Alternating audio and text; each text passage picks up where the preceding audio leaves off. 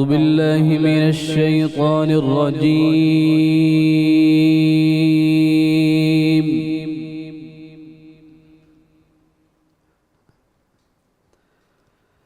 بسم الله الرحمن الرحيم.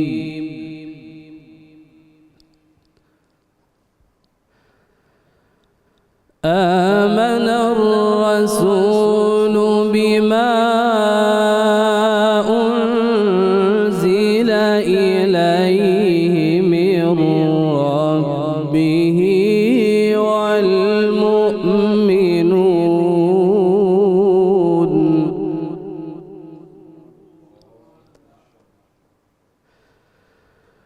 كل آمن بالله وملائكته وكتبه ورسله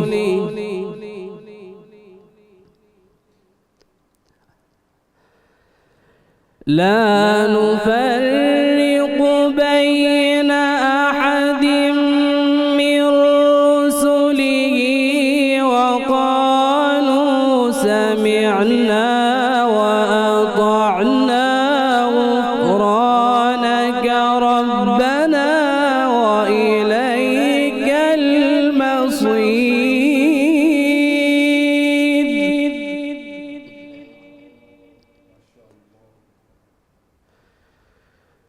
لا يكلف الله نفسا إلا وسعها لها ما كسبت وعليها ما اكتسبت.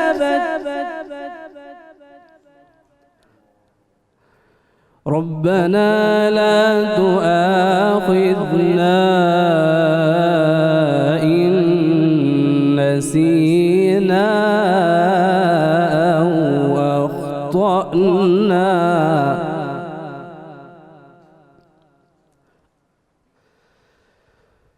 ربنا لا تؤاخذنا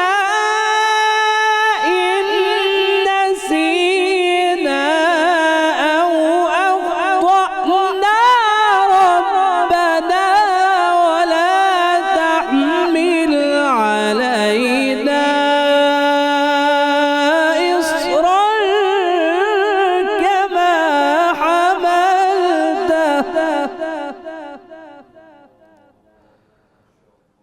ربنا ولا تحمل علينا إصرا كما حملته على الذين من قبلنا.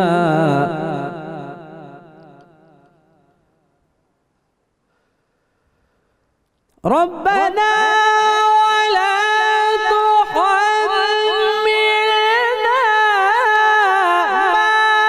ما لا طاقة لنا به واعف عنا واغفر لنا وارحمنا أنت مولانا.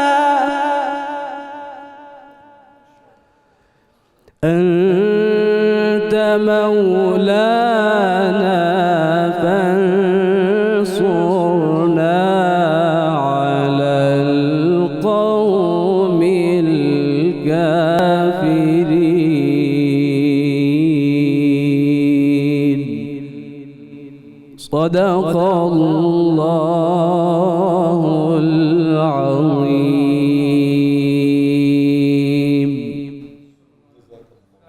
جزاک اللہ قاری عبدالصمد صاحب، آپ کا بہت شکریہ.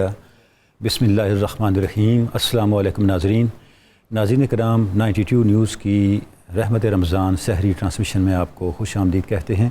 آپ کا میزبان طاہر حمید تنولی آپ کی خدمت میں حاضر ہے.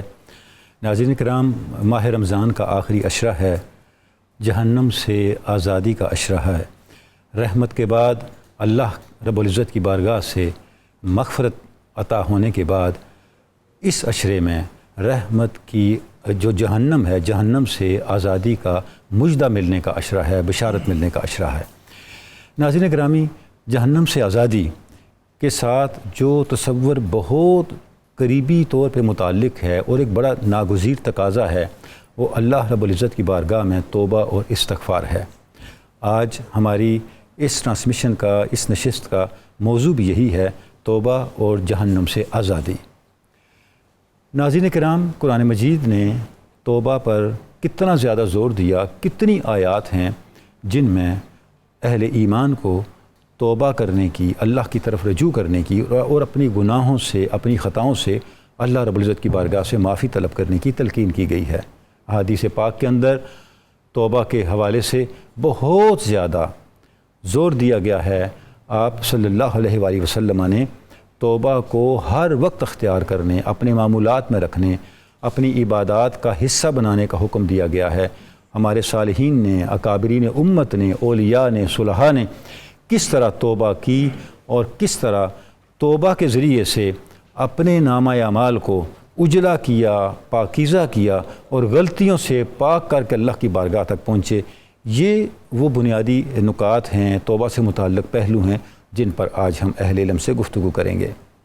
اللہ رب العزت نے ارشاد فرمایا، توبوا الی اللہ جمیعا ایھا المؤمنون لعلکم تفلحون، ہے ایمان والو تم سب اللہ کی بارگاہ میں توبہ کرو تاکہ تم کامیاب ہو جاؤ۔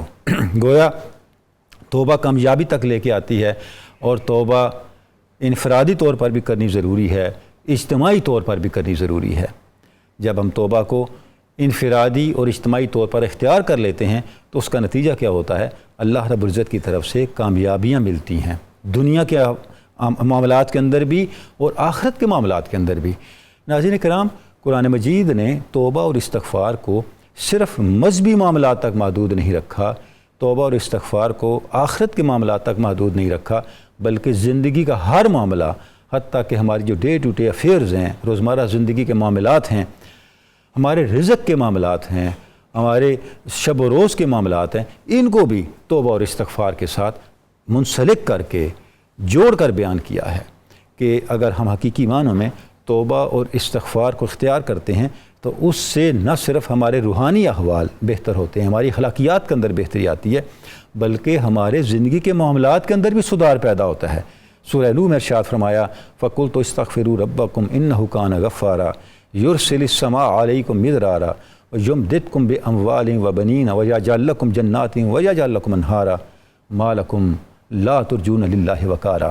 نوح علیہ السلام کی زبانی ارشاد ہو رہا ہے کہ اے میرے اللہ، میں نے تو اپنی قوم کو بار بار متوجہ کیا، اللہ کی بارگاہ میں آؤ، اپنے گناہوں کی معافیاں مانگو تاکہ اللہ تم پہ موسلادھار بارشیں برسائے، اللہ تمہاری قوتوں کو بڑھا دے، اللہ تمہیں بیٹے عطا کرے، تمہیں رزق عطا کرے۔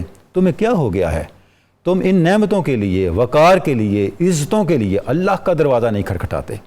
گویا توبہ اللہ رب العزت کے باب کرم پہ ایک دستک ہے۔ بندہ جب یہ دستک دیتا ہے تو اس کا نتیجہ کیا ہوتا ہے؟ اس کے نتیجے میں اللہ رب العزت کی طرف سے عطائیں ملتی ہیں۔ حضور اقدس حضور رسالت مآب صلی اللہ علیہ وآلہ وسلم جب معراج پہ تشریف لے گئے تو آپ ایک ایسے طبقے کے پاس سے گزرے کہ آپ نے دیکھا کچھ ایسے لوگ ہیں جن کے نامہ اعمال بالکل نئے کورے کاغذ کی طرح صاف ستھرے سفید ہیں۔ آپ نے جبریل امین سے پوچھا ہے، جبریل یہ کون لوگ ہیں؟ تو حضرت جبریل نے ارشاد فرمایا، یا رسول اللہ، یہ آپ کی امت کے گناہ گار لوگ ہیں۔ آپ صلی اللہ علیہ وسلم نے ارشاد فرمایا، ہے جبریل یہ کیسے گناہ گار ہیں؟ ان کے نامہ اعمال تو بالکل سفید کاغذ کی طرح ہیں۔ تو جبریل امین نے جواب دیا، یا رسول اللہ، یہ وہ لوگ ہیں جو گناہ گار تو تھے لیکن استغفار کی کثرت بھی کرتے تھے۔ گویا استغفار اور توبہ ہمارے پاس ایک ایسا انسٹرومنٹ ہے جس سے ہم اپنے نامہ اعمال پہ لکھی ہوئی خطاؤں کو مٹا سکتے ہیں، درست کر سکتے ہیں۔ توبہ کے بڑے درجے ہیں، بڑے مرحلے ہیں، بڑے تقاضے ہیں، ان سب پہ ہم نے بات کرنی ہے۔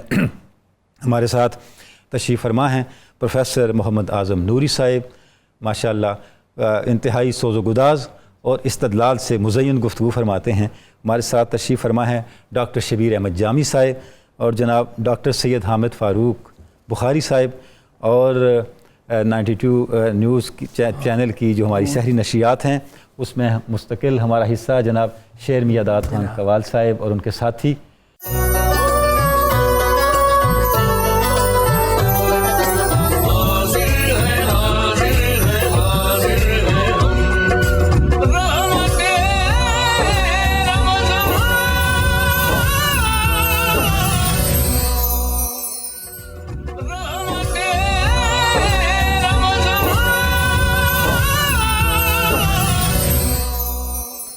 ویلکم بیک ناظرین کرام 92 نیوز چینل کی رحمت رمضان سحری ٹرانسمیشن میں آپ کو ایک بار پھر خوش آمدید کہتے ہیں۔ آج ہم توبہ اور جہنم سے آزادی اس موضوع پر گفتگو کر رہے ہیں۔ پروفیسر اعظم نوری صاحب، سب سے پہلے قرآن مجید کی روشنی میں آپ ہمیں سمجھائیں کہ توبہ کیا ہے۔ ماشاءاللہ بسم اللہ الرحمن الرحیم۔ ڈاکٹر صاحب بہت شکریہ۔ آج کا جو موضوع ہے وہ عشرہ آزادی جہنم کی مناسبت سے بہت ہی بروقت ہے، اور میں سمجھوں گا کہ ناظرین جو ہیں اگر وہ پوری توجہ کے ساتھ قرآن و حدیث کی روشنی میں اس تصور کو سمجھیں تو جو ایام معدودات، گنتی کے چند دن باقی بچے ہیں، ان میں وہ عمل کر سکتے ہیں کہ آقا علیہ الصلوۃ والسلام نے فرمایا انما الاعمال بالخواتیم۔ سبحان اللہ۔ کہ اعمال کا دار و مدار ایک تو معروف حدیث ہے نیتوں پر ہے، اور یہ ایک دوسری حدیث ہے صحیح بخاری کی کہ اعمال کا دار و مدار اس کے اختتام پر ہے، اس کے اینڈ پہ ہے، اس کے اینڈ پہ ہے کہ اگر اینڈ اچھا ہو جائے سبحان تو اللہ، انت بھلا سو بھلا، کیا بات ہے، پھر خیر ہی خیر ہے اس کے اندر۔ کیا بات ہے۔ تو ابھی ہمارے پاس وقت ہے کہ ہم اللہ کے حضور کرم میں لوٹیں پلٹیں۔ توبہ کا معنی و مفہوم میں مختصراً آپ کے سامنے عرض کرتا ہوں۔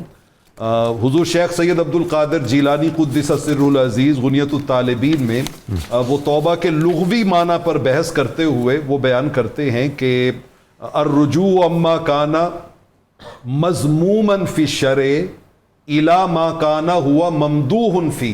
ٹھیک، شریعت میں وہ چیزیں جن کی مذمت کی گئی ہے، جو بری ہیں، ٹھیک ہے، جو اللہ کی معصیت و نافرمانی کے زمرے میں آتی ہیں، ان سے لوٹنا، ان کاموں کی طرف جو شریعت میں قابل تعریف سمجھی گئی ہیں اور جن کو اللہ نے پسند کیا ہے، ان کی طرف پلٹ کے آنا، اس کو توبہ کہتے ہیں۔ بنیادی طور پہ توبہ کی 3 شرائط ہیں ٹھیک ہے، جو ہمیں قرآن و حدیث میں جو خلاصہ ملتا ہے۔ جی رحمت کونین صلی اللہ علیہ وسلم کی بارگاہ میں سوال ہوا، حضرت عبداللہ ابن مسعود رضی اللہ تعالیٰ عنہ نے پوچھا، جو مین توبہ کا حصہ ہے وہی ہمارے ہاں مس ہوتا ہے۔ اچھا، سیدہ رابعہ بصریہ رحمہ اللہ تعالی نے کہا تھا، ان کا ہم اللہ سے ایسی توبہ کرتے ہیں کہ اس توبہ پر مزید توبہ کی ضرورت ہے۔ اللہ اکبر۔ ہم اللہ سے ایسا استغفار کرتے ہیں کہ اس استغفار پر کئی استغفار کرنے کی ضرورت ہے۔ اچھا نوری صاحب دیکھیں یہ کتنے باریک بین لوگ ہیں، کتنے باریک بین لوگ ہیں، بالکل ایسے ہی، سبحان اللہ۔ جی، اور ان کو پتا تھا کہ اس راہ پہ چلنے کے نتائج کیا ہوتے ہیں۔ دیکھیں نا وہ حدیث پاک رحمت کونین صلی اللہ علیہ وسلم نے ارشاد فرمایا تائب من الذنب کمن لا ذنب لہ، کہ جو توبہ سچی کر لیتا ہے وہ گناہوں سے یوں پاک ہو جاتا ہے جیسے اس نے سرے سے گناہ کیا ہی کوئی نہیں ہے۔ تو حضرت عبداللہ ابن مسعود رضی اللہ تعالیٰ عنہ نے آقا علیہ السلام سے سوال کیا کہ یہ توبہ کیا ہوتی ہے، سنن ابن ماجہ کی روایت ہے۔ تو آپ نے اس کا جو ایک لفظ میں مفہوم بیان کیا، آپ نے فرمایا کہ الندم توبۃ، اس مولا کے سامنے شرمندہ ہو جانا، اللہ، ندامت اختیار کر لینا کہ مالک میرے سے جو یہ گناہ سرزد ہو گئے ہیں، میں اس پہ نادم ہوں، شرمندہ ہوں، شرمسار ہوں۔ بس اس تصور کا دل میں پیدا ہو جانا، یہ مین اس کا عنصر ہے توبہ کا۔ ٹھیک ہے، لیکن اس سے پہلے کہ جب آپ کے اندر ندامت پیدا ہوئی ہے تو پھر آپ نے اس گناہ کو فوراً چھوڑ دیا ہے، اس کو فوراً چھوڑ دیا ہے۔ ٹھیک ہے، بلکہ رحمت کونین صلی اللہ علیہ وسلم کی بارگاہ میں حضرت معاذ ابن جبل نے جب سوال کیا نا کہ یا رسول اللہ صلی اللہ علیہ وسلم، قرآن مجید میں رب ذوالجلال نے فرمایا یا ایھا الذین آمنوا توبوا الی اللہ توبۃ نصوحا، کہ ایمان والو اللہ کی بارگاہ میں توبہ نصوح کرو۔ ٹھیک ہے، تو یہ توبۃ نصوحا، یہ کون سی توبہ ہے؟ ویسے تو نصوحا کا معنی ہے صادقاً سچی توبہ، خالصتاً خالص توبہ، ٹھیک ہے، لیکن انہوں نے کہا کہ اس کی کوئی اور وضاحت ہمارے سامنے آئے تو ان کا یا رسول اللہ یہ توبۃ النصوح کیا ہوتی ہے؟ ٹھیک ہے، آقا علیہ الصلوۃ والسلام نے ارشاد فرمایا کہ جیسے کسی بھی جانور کے تھنوں سے نکلنے والے دودھ کا پلٹ کے تھنوں میں جانا اللہ ناممکن ہے، اللہ اکبر، ایسے ہی کسی گناہگار کا گناہ کو اس طرح چھوڑ دینا کہ اس کی طرف پلٹنا ناممکن ہو جائے، اسے توبہ نصوح کہتے ہیں۔ اسے توبۃ النصوح کہتے ہیں۔ ٹھیک ہے، یہ نصیب ہو جائے تو پھر ایسے ایسے دروازے کھلتے ہیں اور ایسی ایسی رحمتوں کی خیرات ملتی ہے۔ قرآن مجید میں 3 مقامات، ویسے ٹھیک تو ہے۔ بہت سے مقامات ہیں، اللہ رب العالمین نے توبہ کا جہاں بھی ذکر کیا ہے ساتھ میں اپنی رحمت کا ذکر کیا ہے۔ ٹھیک ہے، میں 3 آیتیں آپ کے سامنے رکھتا ہوں۔ پہلی آیت حضرت آدم علیہ السلام جب جنت سے دنیا میں بھیجے گئے جی۔ تو یہاں پہ قرآن کہتا ہے فَتَلَقَّى آدَمُ مِن رَبِّهِ كَلِمَاتٍ فَتَابَ عَلَيْهِ إِنَّهُ هُوَ التَّوَّابُ الرَّحِيمُ۔ سبحان اللہ، اللہ نے جو ان کی توبہ قبول کی نا تو خالی تواب بن کر نہیں کی، ساتھ میں الرحیم بن کر کی۔ سبحان اللہ، اچھا، حضرت ابراہیم اور حضرت اسماعیل علیہ السلام نے جب خانہ خدا کو تعمیر کیا تو انہوں نے جب دعا مانگی وارینا مناسکنا تو ساتھ ہی کہا وتب علینا انکا انت التواب الرحیم، کہ اے باری تعالیٰ بے شک تو توبہ قبول کرنے والا بھی ہے اور تو رحم فرمانے والا بھی ہے۔ ٹھیک ہے، اچھا، اسی کو اگر آپ سورہ بقرہ میں دیکھتے ہیں تو وہاں پر وہ یہود علماء جو رحمت کونین صلی اللہ علیہ وسلم کے اوصاف کو چھپاتے تھے، ان کے لیے توبہ کا دروازہ کھلا رکھا گیا، کیا کہہ کے فرمایا کہ الا الذین تابوا واصلحوا وبینوا فاولئک اتوب علیہم وانا التواب الرحیم۔ اللہ اکبر، ادھر وہ توبہ قبول کرنے والا، رحم کرنے والا، دوسری آیت میں ہے مالک تو توبہ قبول کرنے والا، رحم کرنے والا، ٹھیک ہے، اور ادھر رب خود کہہ رہا ہے میں توبہ قبول کرنے والا، رحم کرنے والا۔ ٹھیک ہے، تو یہ اکٹھا جو ذکر ہے اس کے پیچھے ایک راز ہے، جی جی، اس کے پیچھے ایک راز جی ہے، ارشاد۔ اور وہ راز سورہ فرقان میں رب ذوالجلال نے خود ہی کھولا ہے، ٹھیک ہے، خود ہی کھولا ہے۔ اور وہ کیا، وہاں پر بھی اینڈ آیت کا کیا تواب الرحیمہ، غفور الرحیمہ، کہیں توبہ کی بات کی، کہیں بخشش و مغفرت کی بات کی، اور ساتھ ہی رحمت کی بات کی۔ ٹھیک ہے، وہ راز کیسے کھولا؟ فرمایا کہ جب بندہ سچے دل سے اللہ کی بارگاہ میں توبہ کرتا ہے تو مالک کونین صرف گناہ معاف نہیں کرتا، صرف گناہ نہیں معاف کرتا، ٹھیک ہے، کہ کسی نے کروڑ گناہ کیا ہے تو اس کے کروڑ گناہ معاف ہو گئے، 10 کروڑ کیے تو 10 کروڑ گناہ معاف ہو گئے، نہیں، بلکہ قرآن میں رب ذوالجلال فرماتا ہے یبدل اللہ سیئاتہم حسنات، اللہ سبحان اللہ، وہ ان کروڑوں گناہوں کو انسان کو انعام اور تحفے کے طور پہ نیکیوں میں بدل کے عطا فرما دیتے ہیں۔ اللہ اکبر، اس کو رحیم کہتے ہیں۔ تو اللہ کی بارگاہ میں جب بندہ پلٹ کے جاتا ہے، رحمت کونین صلی اللہ علیہ وسلم کے پاس ایک صحابی آیا، امام بیہقی شعب الایمان میں لائے ہیں، آ کے اس نے کہا یا رسول اللہ احدنا یذنب، ہم میں سے کوئی شخص گناہ کرے تو کیا ہوتا ہے؟ فرمایا یکتب، لکھ لیا جاتا ہے۔ اللہ، اس نے کہا حضور ثم یتوب ویستغفر، اگر توبہ کر لے اور معافی مانگ لے پھر کیا ہوتا ہے؟ فرمایا یغفر ویتاب علیہ، اللہ توبہ قبول کرتا ہے اور گناہ مٹا دیتا ہے۔ اس نے کہا حضور ثم یذنب، پھر گناہ ہو جائے؟ فرمایا ثم یکتب، کہا حضور پھر بندہ معافی مانگ لے؟ فرمایا پھر اللہ معاف فرما دیتے۔ اس نے تیسری بار کہا یا رسول اللہ صلی اللہ علیہ وسلم، بندہ ہے اس سے پھر گناہ ہو جائے؟ تو میرے کریم آقا علیہ السلام نے جب 3 بار ایک ہی کویسچن کا تکرار سنا تو آقا علیہ السلام نے ایک جملہ کہا جو گناہ گاروں کو قیامت تک کے لیے رحمتوں کے سمندر میں لے کے چلا جاتا۔ سبحان اللہ، میرے کریم آقا علیہ السلام نے فرمایا یہ پھر کا سوال کرنے والے فَإِنَّ اللَّهَ لَا يَمَلُّ حَتَّى تَمَلُّ، بار بار توبہ کرنے سے تم اکتا سکتے ہو لیکن رب بار بار معاف کرنے سے کبھی بھی نہیں اکتا۔ کتنی بڑی وہ اپنے بشارت ہے، بندے پہ اتنا مہربان ہے اس سے، بلکہ وہ کسی نے کہا تھا گرچہ ہے گناہوں میں گرفتار چلا آ پاس میرے گناہ گار چلا آ، بخشش میری ہر سمت تجھے ڈھونڈ رہی ہے، ہائے ہائے ہائے، کیوں مجھ سے گریزاں ہے گناہ گار چلا ہائے ہائے آ، ہائے، ڈھانپے گی تیرے عیب میری چادر رحمت، مت بھول میرا نام ہے ستار چلا آ۔ اور اس شعر کے لیے میں نے یہ 4 مصرے چنے، 100 بار بھی توبہ کو اگر توڑ چکا ہے ہائے ہائے ہائے، رحمت میری کہتی ہے 100 بار چلا، 100 بار اگر توبہ 100 بار شکستی چلا، باز آ، 100 بار بھی معاف فرما دیتے ہیں۔ پھر واپس آ جا۔ یہ توبہ کی تو ایک ایسا دروازہ ہے، سبحان آپ اللہ، سورہ توبہ کو پڑھیے، وہاں اللہ رب العالمین نے اپنی ساری بندگی کی صورتوں کا ذکر کیا، ٹھیک ہے، حمد کرنے والے، روزہ رکھنے والے، امر بالمعروف کرنے والے، سجدے کرنے والے، لیکن اس پوری بندگی کے سارے چیپٹر کو بیان کرتے ہوئے پہلا دروازہ سبحان اللہ، فرمایا جب تم چاہتے ہو نا کہ اگر بندگی کی اس گلشن میں داخل ہو جاؤ تو اس کا دروازہ جو ہے التائبون العابدون الحامدون السائحون الراکعون الساجدون الآمرون بالمعروف الناہون عن المنکر والحافظون لحدود، یہ ساری منزلیں بعد میں آئیں گی. التائبون، پہلے تمہیں سچے دل سے توبہ کرنی، سب سے پہلے توبہ ہے، پہلے توبہ کرنی ہوگی. سبحان اللہ. اور کس کی بارگاہ میں توبہ کرنی ہے؟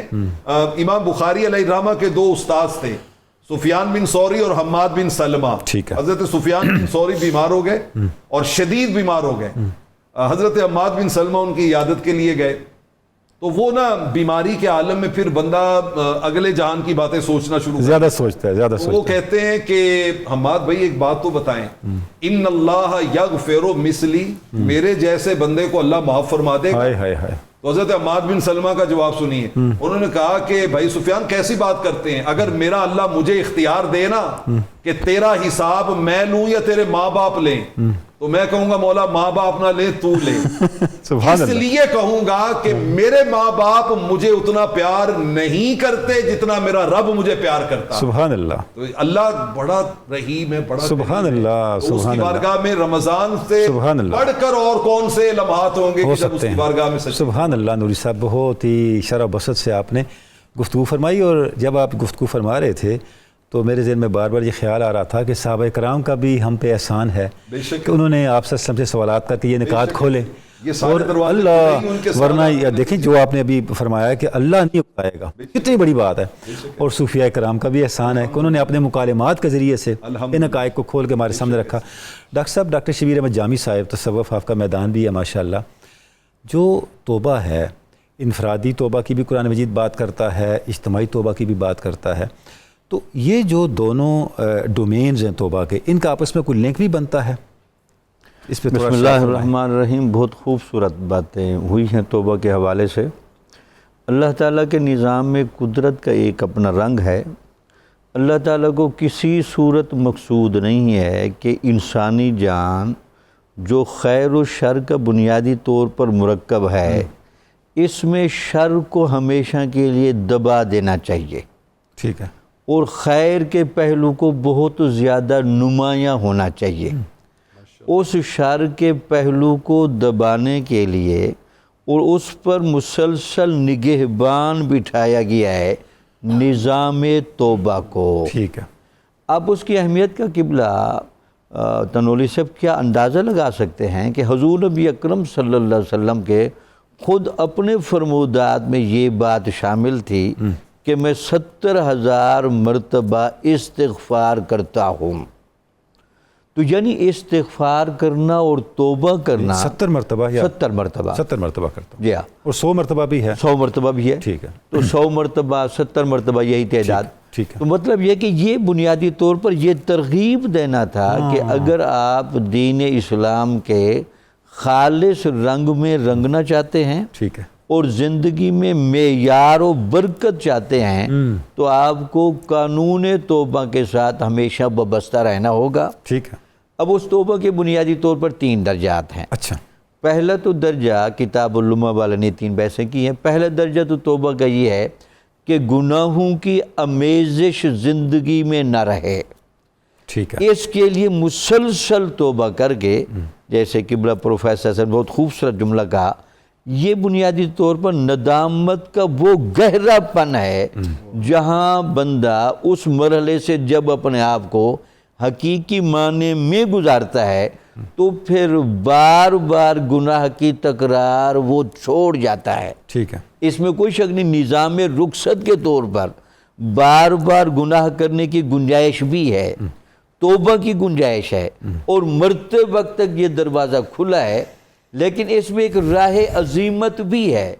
عظیمت یہ ہے کہ بار بار گناہ نہ ہونے پائے، بار بار کی نوبت ہی نہ آئے. بار بار کی نوبت میں ندامت اس درجے کی. ٹھیک ہے. دوسرا فرماتے ہیں کہ توبہ یہ ہوتی ہے کہ آپ بہتر سے بہتر تر کی طرف جائیں. ٹھیک ہے. یعنی ایک کام بہتر ہے اور ایک اس سے بھی زیادہ بہتر ہے. ٹھیک ہے. یہاں پر بھی لفظ توبہ استعمال ہوتا ہے. اس کے علاوہ زندگی میں کبھی غفلت نہ آنے پائے، ٹھیک ہے، اس پر بھی لفظ توبہ استعمال ہوتا ہے. ٹھیک ہے. مطلب یہ ہے کہ اللہ تعالیٰ کے ہاں جو توبہ کا نظام ہے یہ غفلت کو برداشت نہیں کرتا. ٹھیک ہے. توبہ کا نظام افضلیت کی جگہ سے نیچے زندگی گزارنے نہیں دیتا۔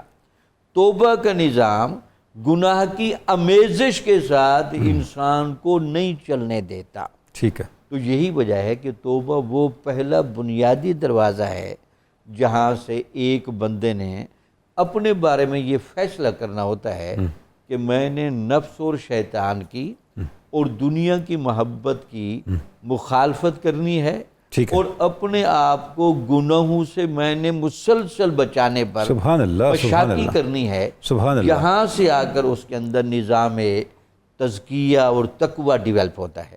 دیکھیں، اس سے زیادہ خوبصورت آیت ہے تو ویسے ساری خوبصورت ہے۔ جی، ان اللہ یحب التوابین سبحان اللہ، ویحب المتطہرین، کیا بات ہے، یعنی اللہ تعالیٰ صرف تواب اور متطہر کو گنجائش ہی نہیں دے رہا، ان پر نظام عدل نہیں رکھ رہا، ان پر نظام فضل و رحمت رکھتے ہوئے اپنی محبت کا تاج بھی پہنا رہا ہے ٹھیک ہے، کہ جو بندہ صحیح معنی میں تواب ہو گیا اور متطہر ہو گیا وہ دنیا میں رہتے ہوئے میرا محبوب ہو گیا، یعنی ظاہراً بھی پاک ہو، باطناً بھی پاک ہو، باطناً بھی پاک۔ ٹھیک ہے، اس کا مطلب کہ توبہ کو اور طہارت کو کٹھا جوڑا گیا، اکٹھا جوڑا گیا، یعنی توبہ بنیادی طور پر ہے اس لیے تاکہ ایک اگر گناہ بار بار ہو رہا ہے تو بار بار معافی مانگ کے اس نحوست اور بے برکتی کو روکا جائے، دوسرا پھر تھوڑا بہتر ہو کر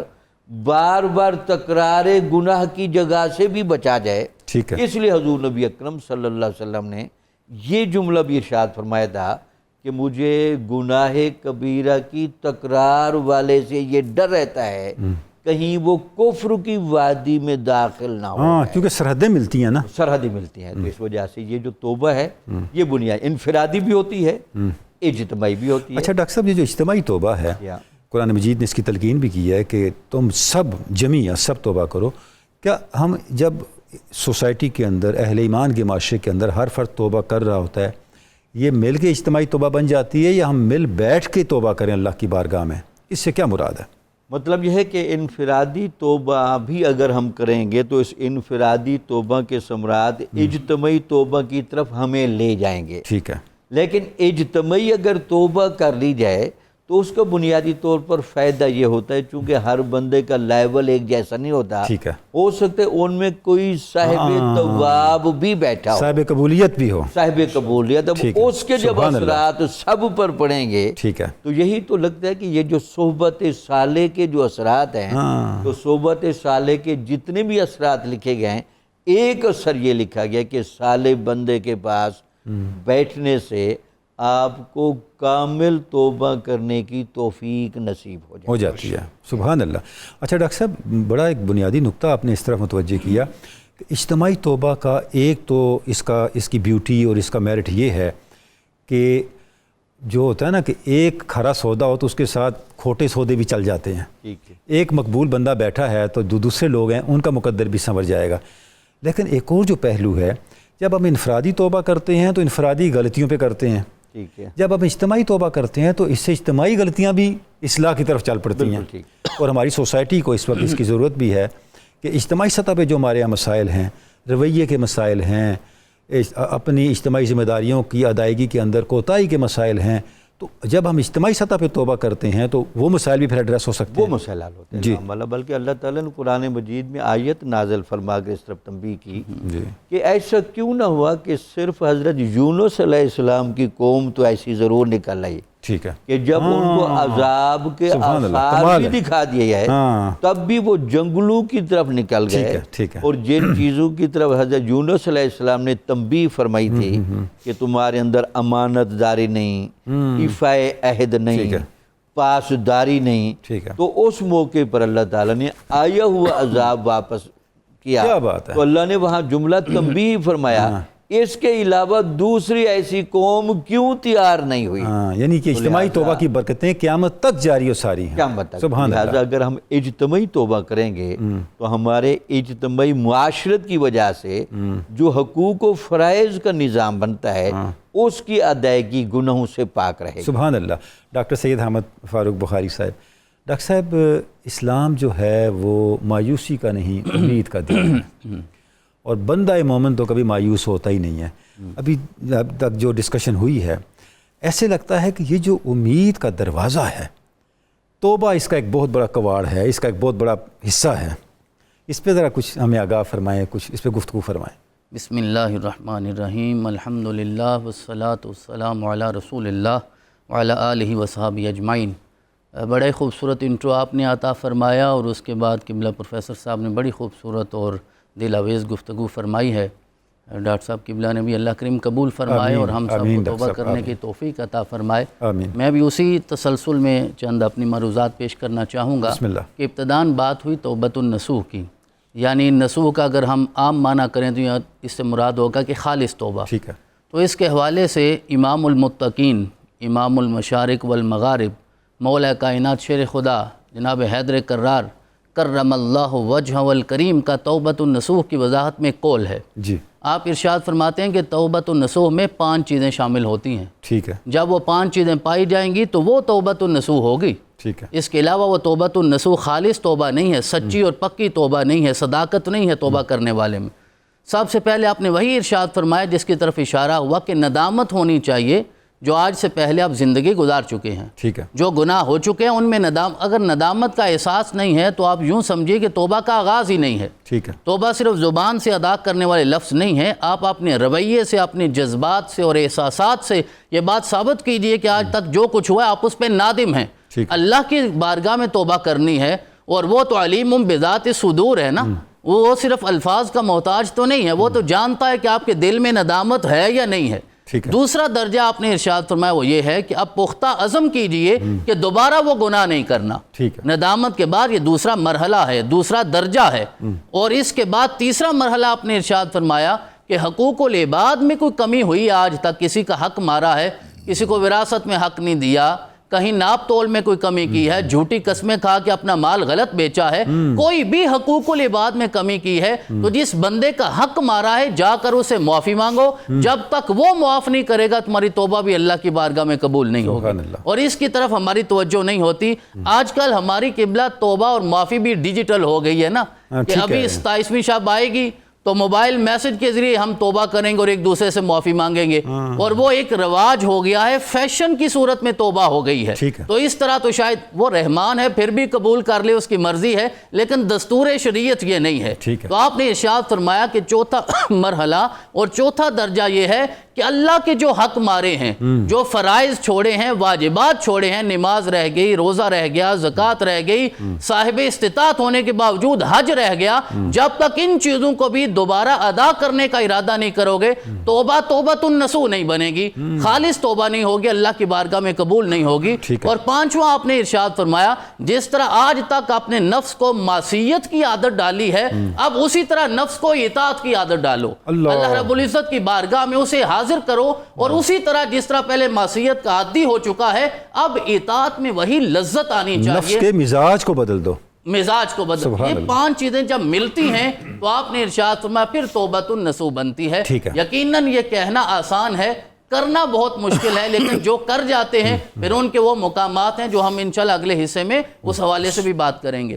آپ نے جو بنیادی طور پہ ارشاد فرمایا رحمت کی بات ہوئی، تو جو ایمان ہے حضور والا، ایمان کی جو حقیقت ہے، ایمان کی جو اصلیت ہے، جو اصل کیفیت ہے ایمان کی، وہ رجا اور خوف کے درمیان ہی تو ہے۔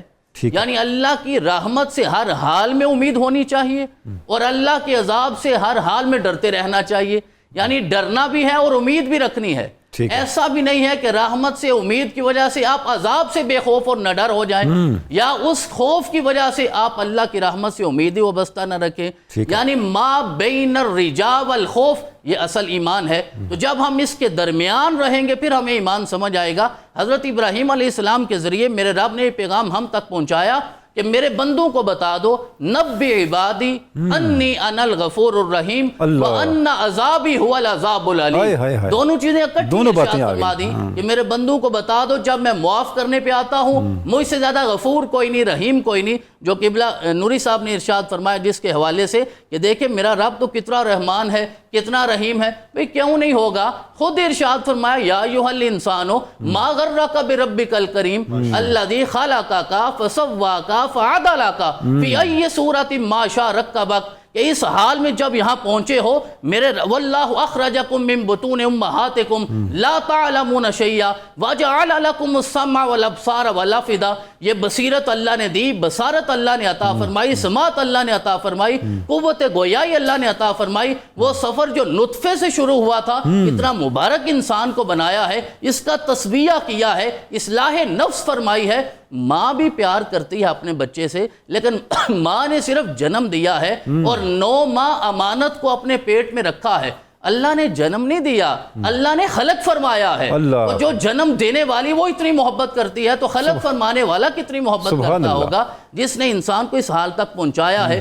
تو وہ رحیم بھی ہے، وہ رحمان بھی ہے، اور ابتدا میں اس نے اپنا تعارف ہی یہ کروایا، الحمدللہ رب العالمین الرحمن الرحیم۔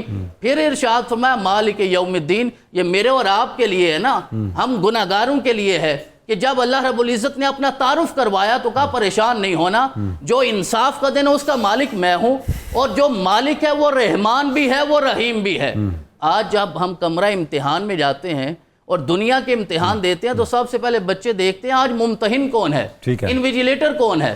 اگر وہ سخت ہوگا تو ہم پہلے ہی پریشان ہو جاتے ہیں، اگر لگے یہ ذرا نرم اور دھیما ہوگا تو ہم خوش ہو جاتے ہیں۔ تو میرے رب نے تعارف کروایا کہ جو اس دن ہوگا سپریم کورٹ کی سب سے اعلیٰ کرسی پہ تشریف فرما ہوگا، وہ رحمان بھی ہے وہ رحیم بھی ہے۔ اور یہاں تک ارشاد فرما دیا قل یا عبادی الذین اسرفوا علی انفسہم لا تقنطوا من رحمت اللہ ان اللہ یغفر الذنوب جميعا انہ هو الغفور الرحیم۔ اب اس آیت مبارکہ کا حرف اللہ کی رحمت پہ دلالت کر رہا ہے، اور تاکید کے کتنے جملے ارشاد فرمائے ہیں اس آیت مبارکہ میں کہ تم توبہ کی طرف بڑھو تو صحیح، وہ سارے گناہ معاف فرما دے گا، اور اس سے زیادہ مغفرت کرنے والا کوئی نہیں۔ اور آقا نے ارشاد فرمایا وَلَسَوْفَ يُعْطِيكَ رَبُّكَ فَتَرْضَىٰ، یہ اللہ کا خاص تحفہ عنایت ہے میرے لیے، میں سر سجدے میں رکھوں گا، اس وقت تک اٹھائیں گا نہیں جس وقت تک میری ساری امت کی بخشش نہیں ہو۔ اور حضرت امام باقر یہاں ارشاد فرمایا کرتے تھے اہل عراق کو، تم سمجھتے ہو کہ وہ آیت مبارکہ لا تقنطوا من رحمت اللہ وہ زیادہ انسان کے لیے راحت افزا ہے؟ ہمیں تو امید اس آیت میں زیادہ ہے کہ میرے رب نے ارشاد فرمایا آپ مانگتے جاؤ گے تیرا رب آپ کو عطا فرماتا ہے۔ سبحان اللہ شاہ صاحب، سبحان اللہ۔ ناظرین کرام، گفتگو ہو رہی ہے توبہ اور جہنم سے آزادی، اور ابھی تک ہم نے جو گفتگو کی ہے اللہ کی رحمت کا دروازہ کھلا ہے، اور اس دروازے تک پہنچنے کا جو راستہ ہے اسے توبہ کہتے ہیں۔ ناظرین کرام، ایک بریک کا وقت ہے، بریک آپ ہمارے ساتھ رہیں گے، بریک کے بعد پھر آپ سے ملاقات ہوتی ہے اور اس موضوع پر گفتگو انشاءاللہ ہم آگے بڑھائیں گے۔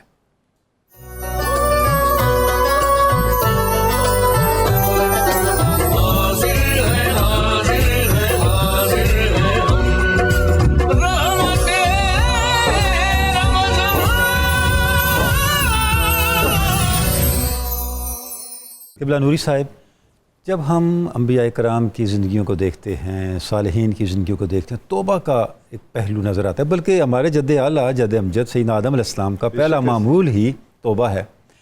تو انبیاء کے جو معمولات ہیں توبہ کے حوالے سے، صلحاء کے معمولات، ہمارے لیے کیا رہنمائی ہے؟ بہت شکریہ ڈاکٹر صاحب۔ یقیناً قرآن مجید فرقان حمید میں اللہ جل مجدہ نے ارشاد فرمایا کہ فَبِهُدَاهُ مُقْتَدِي، کہ تاریخ میں جتنے بھی مینارہ نور ہیں اور ہدایت کے جتنے بھی پیکر ہیں ان کو فالو کرنا اور ان کے نقش قدم پہ چلنا۔ بندگی کے راستے تو وہی ہیں نا جو انہوں نے کر کے دکھائے، اور رب ذوالجلال نے جس پہ پھر انعام بھی اناؤنس کیا ہے، ان اللہ یحب التوابین و یحب المتطہرین۔ سبحان اللہ، انہوں نے چل کے دکھایا کہ توبہ کا راستہ ہی وہ راستہ ہے جو مالک کونین کو بہت پسند ہے، اور اللہ محبت کرنے لگتا ہے، اللہ محبت کرنے لگتا ہے، اللہ محبت کرنے لگتا ہے، باقی بچتا کیا ہے پھر؟ بلکہ وہ تو اس کی محبت کے تو انداز ہی نرالے، جنت اجر تو بہت پیچھے رہ گیا نا۔ بالکل ایسے ہی ہے۔ میں صحیح بخاری صحیح مسلم کی ایک متفق علیہ حدیث آپ کو سناتا ہوں، سبحان اللہ، کہ اللہ رب العالمین کس طرح محبت کرنے لگتا ہے۔ مالک کونین نے جب اس کائنات کو پیدا کیا نا تو دیکھیے کہ پروٹوکول کیا ہے. پروٹوکول کیا ہے؟ اس نے ایک اصول بنایا. بنا دینا کافی تھا؟ نہیں. اس نے بنانے کے بعد اس کو لکھا. چلے لکھ دینا کافی تھا؟ نہیں. اس نے اس اصول کو اپنے اوپر نافذ کیا. اللہ اکبر. چلے اتنا کافی تھا؟ نہیں. اس نے وہ لکھا ہوا اصول عرش پر اپنے پاس محفوظ کیا. محفوظ کیا. کون سا اصول؟ رب ذوالجلال نے فرمایا کہ میں جس حضرت انسان کو بنانے لگا ہوں، شیطان نے چیلنج کیا تھا نا کہ جب تک اس کے جسم میں روح ہے میں اسے گمراہ کرتا رہوں گا. تو مالک نے فرمایا تھا کہ پھر سن، جب تک میرا بندہ مجھ سے معافی مانگتا رہے گا میں معاف کرتا رہوں گا. اللہ میں اکبر. معاف کرتا رہوں گا. یعنی شیطان کی ساری محنت پہ پانی پھر گیا. بے شک ایسی توبہ چیز ہی ایسی ہے. توبہ چیز ہی ایسی ہے. کیا بات ہے. بلکہ وہ کہتا ہے کہ میں صبح سے لے کے شام تک محنت کرتا ہوں، لیکن یہ جو اس کو توبہ اور استغفار کی خیرات ملی ہے اس نے مجھے ہلاک کر دیا. ہلاک کر دیا. اس نے مجھے ہلاک کر دیا. تھکا دیا کہ میں لاکھوں کی تعداد میں گناہ کرواتا ہوں، یہ ایک بار ندامت کے آنسو بہا کے ان کو معاف نہیں کرواتا، ان کو نیکیوں میں تبدیل کرواتا. کیا بات ہے.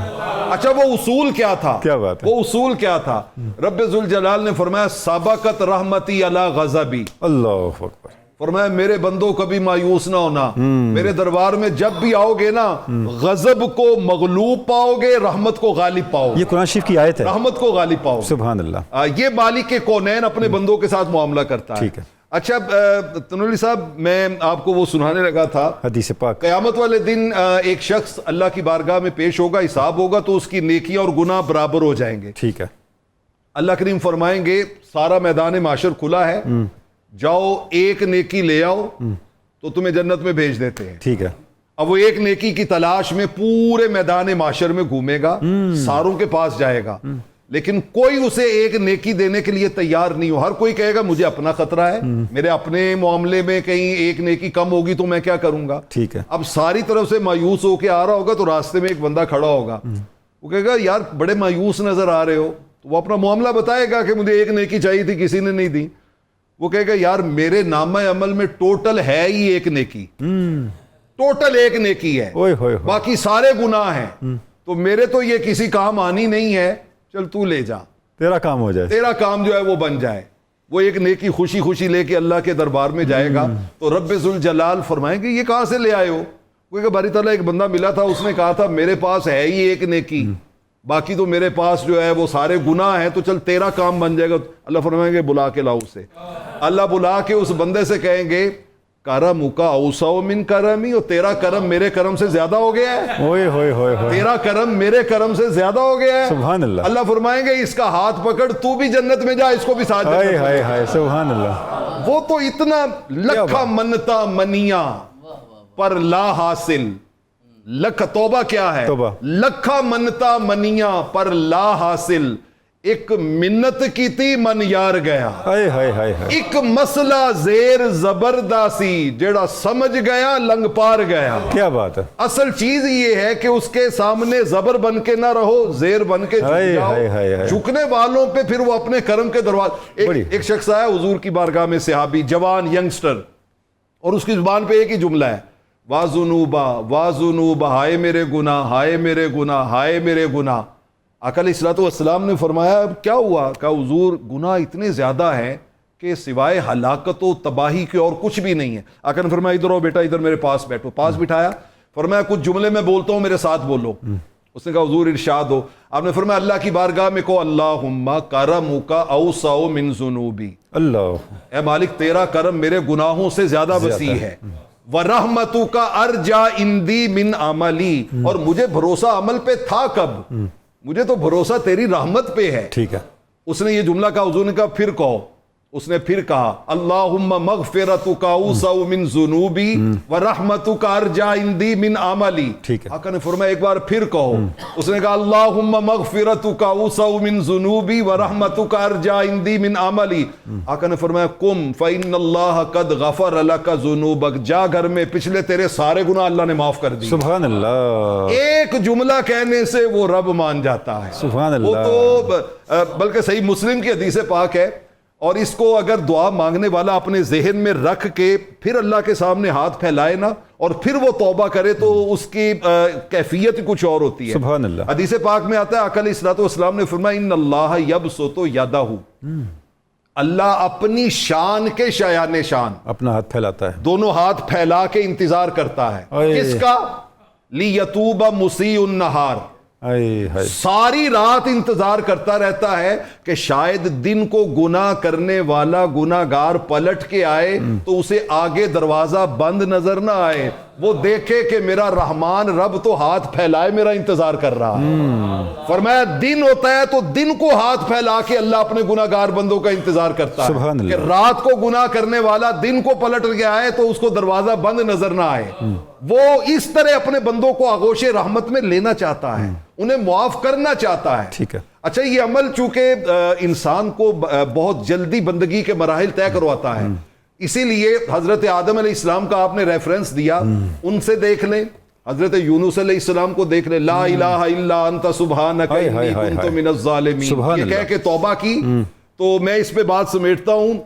سورہ صافات میں ہے، رب نے فیصلہ کر دیا تھا کہ یونس علیہ السلام نے مچھلی کے پیٹ میں قیامت تک رہنا ہے. لَلَبِثَ فِي بَطْنِهِ إِلَى يَوْمِ يُبْعَثُونَ، قیامت تک مچھلی کے پیٹ میں رہنا ہے. لیکن جب وہ فنادا فی الظلمات اللہ الہ الا انت سبحانک انی کنت من الظالمین، فرمایا یونس نے میری تسبیح بیان کر کے جب توبہ کی نا تو میں نے کیا فیصلہ بدل کے اسے مچھلی کے پیٹ سے باہر نکال دیا. اللہ سبحان اللہ. توبہ تو ناممکن کو ممکن بنا دیتی، توبہ فیصلے بدلوا دیتی، فیصلے بدلوا دیتی. بڑی بات ہے، اس میں کوئی شک نہیں. نوری صاحب ماشاءاللہ ماشاءاللہ، کیا آپ نے ایک امید کا چراغ روشن کر دیا ہے، اور جو اصل اسپرٹ ہے اسلام کی. ڈاکٹر صاحب، ابھی ہم نے انبیاء کرام کا تذکرہ کیا، صالحین کی زندگیوں میں ہم دیکھیں تو ایک سے ایک واقعہ موجود ہے جہاں عملاً اس چیز کا پتہ چلتا ہے کہ اللہ رب العزت کی بارگاہ میں ہم نے اپنے توبہ کے عمل کو مقبول کیسے بنانا ہے.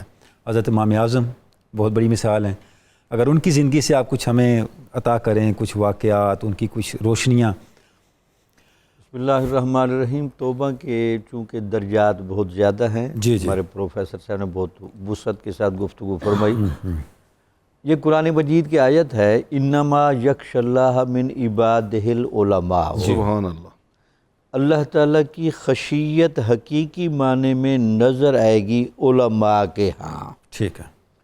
تو جب اس آیت کے بارے میں پوچھا جاتا ہے کہ اس کی کیا وجہ ہے، عالم بندہ جب اللہ تعالیٰ کی صفات کو پڑھتا ہے، ٹھیک ہے، اور اس صفات کے اعتبار سے عظمت الہی کا اور اللہ تعالیٰ کی اکبریت کا اور سبحانیت کا اور اللہ تعالیٰ کے شانوں کے یہ رنگ جب پیدا ہوتا ہے، یہ رنگ بھی اس بندے میں خشیت اور توبہ پیدا کرتا ہے. ٹھیک ہے. ماشاءاللہ. توبہ کے لیے کبھی ضروری یہ نہیں رہا کہ باقاعدہ کوئی گناہ کیا ہو تو اس پر آپ معافی مانگیں. ہاں، یہ بہت امپورٹنٹ ہے. بعض اوقات توبہ اظہار عاجزی کا بہت بڑا قرینہ ہوتا ہے.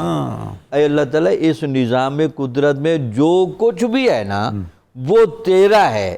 اگر کسی جگہ نقص نظر آتا ہے تو وہ بندے کی طرف سے ہے. اسی وجہ سے امام اعظم ابو حنیفہ رحمۃ اللہ علیہ ہوں تو ان کے ہاں حالانکہ عبادت کا، علم کا، تحقیق کا وہ سب سے اونچا رنگ موجود ہے، ٹھیک ہے، لیکن وہاں بھی آپ کو توبہ کے جملے نظر آئیں گے. ٹھیک ہے. وہ وہی عاجزی کا اور خشیت الہی کا گہرا رنگ تھا. ٹھیک ہے. تو آپ کے بارے میں روایات میں آتا ہے کہ آپ ساری رات عبادت کرتے تھے، اور جب آپ دیکھتے تھے کہ اب ذرا سفیدی آنے لگی ہے تو آپ اپنی داڑھی مبارک کو پکڑ کر یہ آسمان کی طرف منہ کر کے یہ جملہ الاپتے تھے جو آپ کے خاص خادموں نے سنا کہ آج اگر امام ابو حنیفہ بھی بخشا گیا قیامت والے دن تو بڑی حیرانگی کی بات ہوگی کہ یار اتنا گناہ گار بندہ بھی آج قیامت والے دن بخشا جا رہا ہے.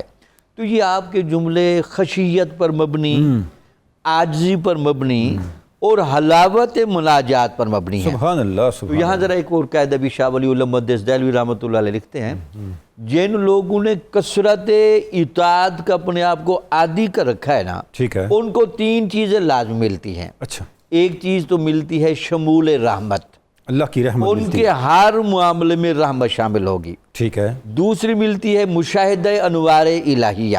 ٹھیک ہے، تیسری ملتی ہے حلاوت مناجات۔ سبحان اللہ۔ اب یہ جو ائمہ اہل بیت کی آپ مناجات سنا رہے ہوتے ہیں یہ چیز نظر آتی ہے۔ تابعین کو، یہ مناجات کا کوئی یہ مطلب نہیں کہ پیچھے کوئی گناہ ہے، اس کا یہ مطلب نہیں کہ پیچھے کوئی تقصیر ہے، اس کا یہ مطلب نہیں کہ پیچھے کوئی کمی ہے۔ ٹھیک ہے۔ سب کچھ ہونے کے باوجود بھی عاجزی کے اظہار کا اور خشیت الہی کو پیدا کرنے کا اور لوگوں کو سمجھانے کا اس سے بڑا رنگ موجود نہیں ہوتا، اس لیے اللہ تعالیٰ کے سامنے وہ اس طرح کے جملے ادا کرتے ہیں۔ سبحان اللہ، سبحان اللہ۔ ڈاکٹر صاحب بالکل آپ نے درست فرمایا۔ اس کا مطلب یہ ہوا کہ جو مناجات تو کہتے ہیں نا کہ سرگوشی کو، ٹھیک ہے، یعنی جب بندہ اللہ کے ساتھ سرگوشی کرتا ہے تو اس سرگوشی کا آغاز ہی اپنے عجز سے ہوتا ہے، بالکل ٹھیک، اپنی انکساری سے ہوتا ہے، اور ضروری نہیں کہ کوئی بہت بڑا گناہ ہی سامنے ہو تبھی وہ اظہار عجز کرے گا، بلکہ اپنی ہستی کی کمی کو اور کما حق کا وہ اللہ کی عبادت نہ کر سکنے کو، اس کو بھی وہ اپنا نقص سمجھتا ہے۔ اور ظاہر ہے، اور جو آپ نے شروع میں ارشاد فرمایا کہ اہل علم ہی اللہ سے ڈرتے ہیں، اللہ سے ڈرتے تو اہل علم ہی ڈرنے کا مطلب یہ ہوا کہ انہیں پتہ ہے میں کون ہوں، انہیں پتہ ہے اللہ کون ہے، تو جتنی اللہ کی معرفت ہوگی اتنا ہی زیادہ انکسار ہوتا جائے گا۔ اس کی تائید میں ایک حدیث مبارکہ اگر لیں تاکہ یہ چیز سمجھنے میں آسانی رہے گی۔ حضور نبی اکرم صلی اللہ علیہ وسلم نے فرمایا کہ اللہ کی زمین پر اللہ کا سب سے بڑا محبوب بھی میں ہوں، اللہ، اور اللہ کی زمین پر اللہ سے سب سے زیادہ ڈرنے والا بھی میں ہوں۔ تو جہاں آپ کو آپ کی معرفت اس کمال کی برا ہے ہے تو وہاں آپ کی خشیت بھی سب سے نمایاں ہے۔ سبحان اللہ، سبحان اللہ، سبحان اللہ۔ ڈاکٹر صاحب، ڈاکٹر بخاری صاحب، ذکر ہو رہا ہے واقعات کا۔ پہلے ہم نے آیات سے، قرآن مجید سے اور جو علمی مباحث ہیں ان سے بات کو چلایا، تو پھر دیکھا کہ ہمارے بڑوں نے اس پہ عمل کیسے کیا۔ صوفیاء کی زندگی سے آپ کچھ عطا فرمائیں کہ ہمارے اکابر صوفیاء نے کس طرح توبہ کے احوال کو ڈیمانسٹریٹ کر کے دکھایا اپنے عمل سے۔ حضور والا یہ آیت مبارکہ کہ تتجافى جنوبهم عن المضاجع يدعون ربهم خوفا وطمعا اللہ، ومما رزقناهم ينفقون، کہ وہ لوگ کیسے ہیں جو ہر رات اپنے پہلو بستروں سے جدا کر لیتے ہیں، ٹھیک ہے، اور اس کیفیت میں یہ دونوں چیزیں ہوتی ہیں، خوف بھی ہے اور امید بھی ہے، خوف بھی ہے اور طمع بھی ہے، جس کی طرف ڈاکٹر صاحب نے اشارہ کیا۔ وَمِمَّا رَزَقْنَاهُمْ يُنْفِقُونَ، اور پھر میرا رب ان ہستیوں کو کیا اجر عطا فرماتا ہے، فَلَا تَعْلَمُ نَفْسٌ مَّا أُخْفِيَ لَهُم مِّن قُرَّةِ أَعْيُنٍ، کیا بات ہے، کہ وہ صرف حوروں کا معاملہ نہیں ہے، ہائے ہائے، باغات کا، محلات کا معاملہ نہیں ہے، سبحان اللہ، جنت کی ظاہری نعمتوں کا معاملہ نہیں ہے۔ میرا رب وہ نعمت عطا فرمائے گا یا انعام اور اجر عطا فرمائے گا جس سے ان کی آنکھوں کو ٹھنڈک ملے گی۔ اور اس کی تائید میں رسول اکرم علیہ تحیت والثناء نے ارشاد فرمایا کہ جب اہل جنت جنت میں چلے جائیں گے، ٹھیک ہے، اب وہ چلے گئے جنت میں، اور ان کے چہروں پہ پھر بھی غم کے آثار ہوں گے، اور ان سے پوچھا جائے گا کیا اللہ نے جو وعدہ کیا تھا وہ پورا نہیں ہوا؟ وہ عرض کریں گے وعدہ تو پورا ہو گیا، یہ نعمت بھی ملی، یہ بھی ملی، یہ بھی ملی۔ پھر میرا رب ارشاد فرمائے گا چہروں پہ غم کیوں ہے؟ وہ عرض کریں گے مولا ہر رات اٹھ کے تیری عبادت اس لیے تو نہیں کرتے تھے کہ یہ ظاہری نعمتیں مل جائیں، ہم تو تیرا دیدار کرنا چاہتے ہیں۔ پھر میرا رب ارشاد فرمائے گا نگاہیں اٹھاؤ، سر اوپر کرو، وہ اوپر کریں گے، میرا رب انہیں اپنے دیدار کی نعمت عطا فرمائے گا۔ اس کا مطلب یہ ہوا کہ جب خوف اور طمع میں رہتے ہوئے آپ اللہ رب العزت کی ذات کے ساتھ اپنا تعلق قائم کرتے ہیں تو پھر میرا رب اس کا اجر بھی اتنا ہی بڑا عطا فرماتا ہے جس کا انسان تصور بھی نہیں کر سکتا۔ آپ نے جس طرح صالحین کا تذکرہ فرمایا، اللہ کے اولیاء کا تذکرہ فرمایا اور نیک بندوں کا تذکرہ فرمایا، قد افلح المؤمنون الذین هم فی صلاتہم خاشعون، یہ 18ویں پارے کی ابتدا میں ان کی ساری صفات بیان کر کے میرے رب نے آخر میں ارشاد فرمایا اولئک هم الوارثون الذین یرثون الفردوس ہم فیہا خالدون۔ انہیں آپ اتنا کمزور نہ سمجھیے، جب ان صفات سے کوئی متصف ہو جاتا ہے میرا رب اسے جنت الفردوس کا وارث بنا دیتا ہے، پھر ان کی مرضی بھی میرا رب قبول فرماتا ہے، سبحان اللہ، شفقت فرماتا ہے، شفاعت قبول فرماتا ہے، اور انہیں اس چیز کی اجازت فرماتا ہے کہ وہ اپنے مریدین کو لے آئیں، میرا رب انہیں بھی وہ نعمتیں عطا فرمائے گا۔ سبحان اللہ۔ حضرت مالک بن دینار رحمت اللہ علیہ بہت بڑے تابعی ہیں، اور آج تو زمانہ ان کا ادب کے ساتھ نام لیتا ہے، اور یہ دعا ہماری زبان سے نکلتی ہے رحمت اللہ علیہ، لیکن آج ان کا جو مقام ہے وہ اپنی جگہ، لیکن کبھی تو زندگی انسان کی ایسی تھی کہ اسے بدلنے کے لیے وہ لمحہ درکار تھا کہ جس کے بعد آپ حضرت بھی بن سکیں اور رحمت اللہ علیہ بھی ہو سکیں. پہلے میں ابتدا یہ عرض کروں گا کہ آپ کے نام میں کیونکہ دینار آتا ہے تو اس کی 2 روایات ہیں. اچھا. ایک روایت یہ کہتی ہے کہ آپ کے والد گرامی کا نام دینار ہے. ٹھیک ہے. دوسری روایت یہ ہے اور یہ قبولیت توبہ کے بعد کا مرحلہ ہے. اچھا. کہ آپ کہیں سفر کر رہے تھے، کشتی میں تھے، تو ملاح نے آپ سے کرایہ مانگا تو آپ نے ارشاد فرمایا میرے پاس تو کچھ نہیں ہے. تو اس نے آپ کو پھر ضرب لگائی اور آپ زخمی ہو گئے، حتیٰ کہ آپ بے ہوش ہو گئے. جب ہوش آیا تو پھر بھی اس نے نہیں چھوڑا، اس نے کہا آپ پھر کرایہ دیجئے. آپ نے ارشاد فرمایا وہ میرے پاس ہوتا تو میں پہلے ہی دے دیتا. اب انہوں نے فیصلہ کیا کہ آپ کو اٹھا کے دریا میں پھینک دیا جائے. کہتے ہیں جیسے ہی وہ اٹھا کے آپ کو پھینکنے لگے اللہ کی رحمت غالب آئی. اب جو اللہ کے بندوں کے ساتھ اور اولیاء کے ساتھ جنگ کرتا ہے پھر اس کا جواب تو میرا رب عطا فرماتا ہے. میرے رب نے دریا میں رہنے والی مچھلیوں کو ارشاد فرمایا کہ تم ساری ایک ایک دینار لے کے آؤ اور میرا مالک جس کا دینار قبول کر لے گا میں اس پہ ہی اپنی رحمتوں کا نزول فرما دوں گا. اب وہ مچھلیاں نکلتی ہیں، ہر ایک کے پاس ایک ایک دینار ہے. آپ نے ایک دینار لیا، ملاح کو دیا. جب وہ یہ کیفیت دیکھتی ہے تو آپ کے صدقے میرا رب انہیں بھی توبہ کی توفیق عطا فرماتا ہے. اب یہ مقام میرے رب نے بعد میں عطا فرمایا. پہلے ایسی کیفیت تھی کہ کبھی آپ ان عادات میں تھے کہ جسے ہم شراب نوشی سے بھی تعبیر کرتے ہیں. اللہ رب العزت نے آپ کو ایک بیٹی عطا فرمائی جو 2 سال کی عمر میں دنیا سے رخصت ہوگی. لیکن روایات یہ بتاتی ہیں اور آپ کی سیرت یہ بتاتی ہے کہ وہ چھوٹی سی بچی بھی اپنے والد گرامی کے اصلاح نفس کی طرف جاتی تھی اور آپ کی معصومانہ انداز سے اصلاح کرتی تھی. لیکن بہرحال ابھی وہ وقت نہیں تھا، وہ بچی دنیا سے رخصت ہو گئی. اس کا جانا آپ کے دل کو بہت غم دے گیا، اب بہت پریشان ہوئے. لیکن آپ فرماتے ہیں میں نے ایک خواب دیکھا کہ وہ حشر کا منظر ہے، قیامت بپا ہے اور اس کیفیت میں میرے پیچھے ایک اژدہا ہے، بہت بڑا سانپ ہے. میں اسے بچنے کی کوشش کرتا ہوں، بھاگتا بھاگتا میں ایک بوڑھے شخص کی طرف جاتا ہوں جس کے چہرے پہ نور ہے. مجھے لگا کہ یہاں کوئی میرا مسئلہ حل ہو جائے گا. میں جا کے عرض کرتا ہوں تو وہاں آنکھوں سے آنسو جاری ہو جاتے ہیں اور ساتھ فرمایا جاتا ہے میں بہت کمزور ہوں، میں آپ کے مسائل حل نہیں کر سکتا، آپ کہیں اور جائیے. کہتے ہیں میں دوڑتا رہا. پھر ایک جگہ مجھے روشنی نظر آئی اور ہاتف غیبی سے آواز آتی ہے کہ ان کے لیے دروازہ کھول دیجئے، اندر لوگوں کی امانتیں ہیں، ہو سکتا ہے کوئی ان کی بھی امانت ایسی ہو جس کی وجہ سے ان کی بخشش ہو جائے. کہتے ہیں دروازہ کھلا تو میں نے دیکھا وہی 2 سال کی جو میری بچی تھی دنیا سے رخصت ہوئی وہ اندر تھی. اس نے اژدہا پکڑا، اس کا وجود ہی ختم ہو گیا. میں نے پوچھا یہ کیا تھا تو اس نے کہا والد گرامی یہ آپ کے اعمال سیاہ ہیں جو آپ کا پیچھا کر رہے تھے، اور وہ جو بوڑھا شخص نظر آیا وہ آپ کے نیک اعمال ہیں لیکن وہ اتنے کمزور ہیں کہ وہ آپ کی مدد نہیں کر سکتے. لیکن اعمال سیاہ کو میری صورت میں میرے رب نے ختم کر دیا. پھر حضرت مالک کہتے ہیں کہ میری بچی کی زبان سے یہ آیت نکلی الم یأن للذین آمنوا ان تخشع قلوبہم لذکر اللہ. میں نے اسے فرمایا کہ کیا تم جانتی ہو کہ یہ آیت کا معنی کیا ہے، مطلب کیا ہے؟ تو اس نے کہا اسی مقصد کے لیے تو میرے رب نے مجھے دنیا میں بھیجا تھا. تو آپ ارشاد فرماتے ہیں جب میں پھر خواب سے بیدار ہوا میری کیفیت بدل گئی، رونگٹے کھڑے تھے. میں اسی وقت اپنے رب کی بارگاہ میں پہنچتا ہوں. تو آج ہمارے سامعین کو اور ناظرین کو سمجھنا چاہیے کہ مالک بن دینار کا مرتبہ پانے کے لیے بھی زندگی نہیں پوری چاہیے، صرف ایک لمحہ چاہیے جس میں میرا رب ساری کیفیات کو بدل دے. سبحان اللہ بخاری صاحب، سبحان اللہ سبحان اللہ. ناظرین کرام، یہی تبدیلی انسان کے اندر آتی ہے، اچانک آتی ہے، اور وہ لمحہ اللہ کے کرم کا ہوتا ہے جب انسان کا جو ایمان ہے وہ انگڑائی لیتا ہے، اس پہ بہار آ جاتی ہے، تازگی آ جاتی ہے، اور انسان کا مستقبل اس کے ماضی سے بالکل مختلف ہو جاتا ہے. توبہ کے احوال پہ گفتگو ہو رہی ہے، یہ گفتگو جاری رہے گی. ہم نے ایک مختصر سا وقفہ لینا ہے، آپ ہمارے ساتھ رہیں گے. وقفے کے بعد آپ سے پھر ملاقات ہوتی ہے.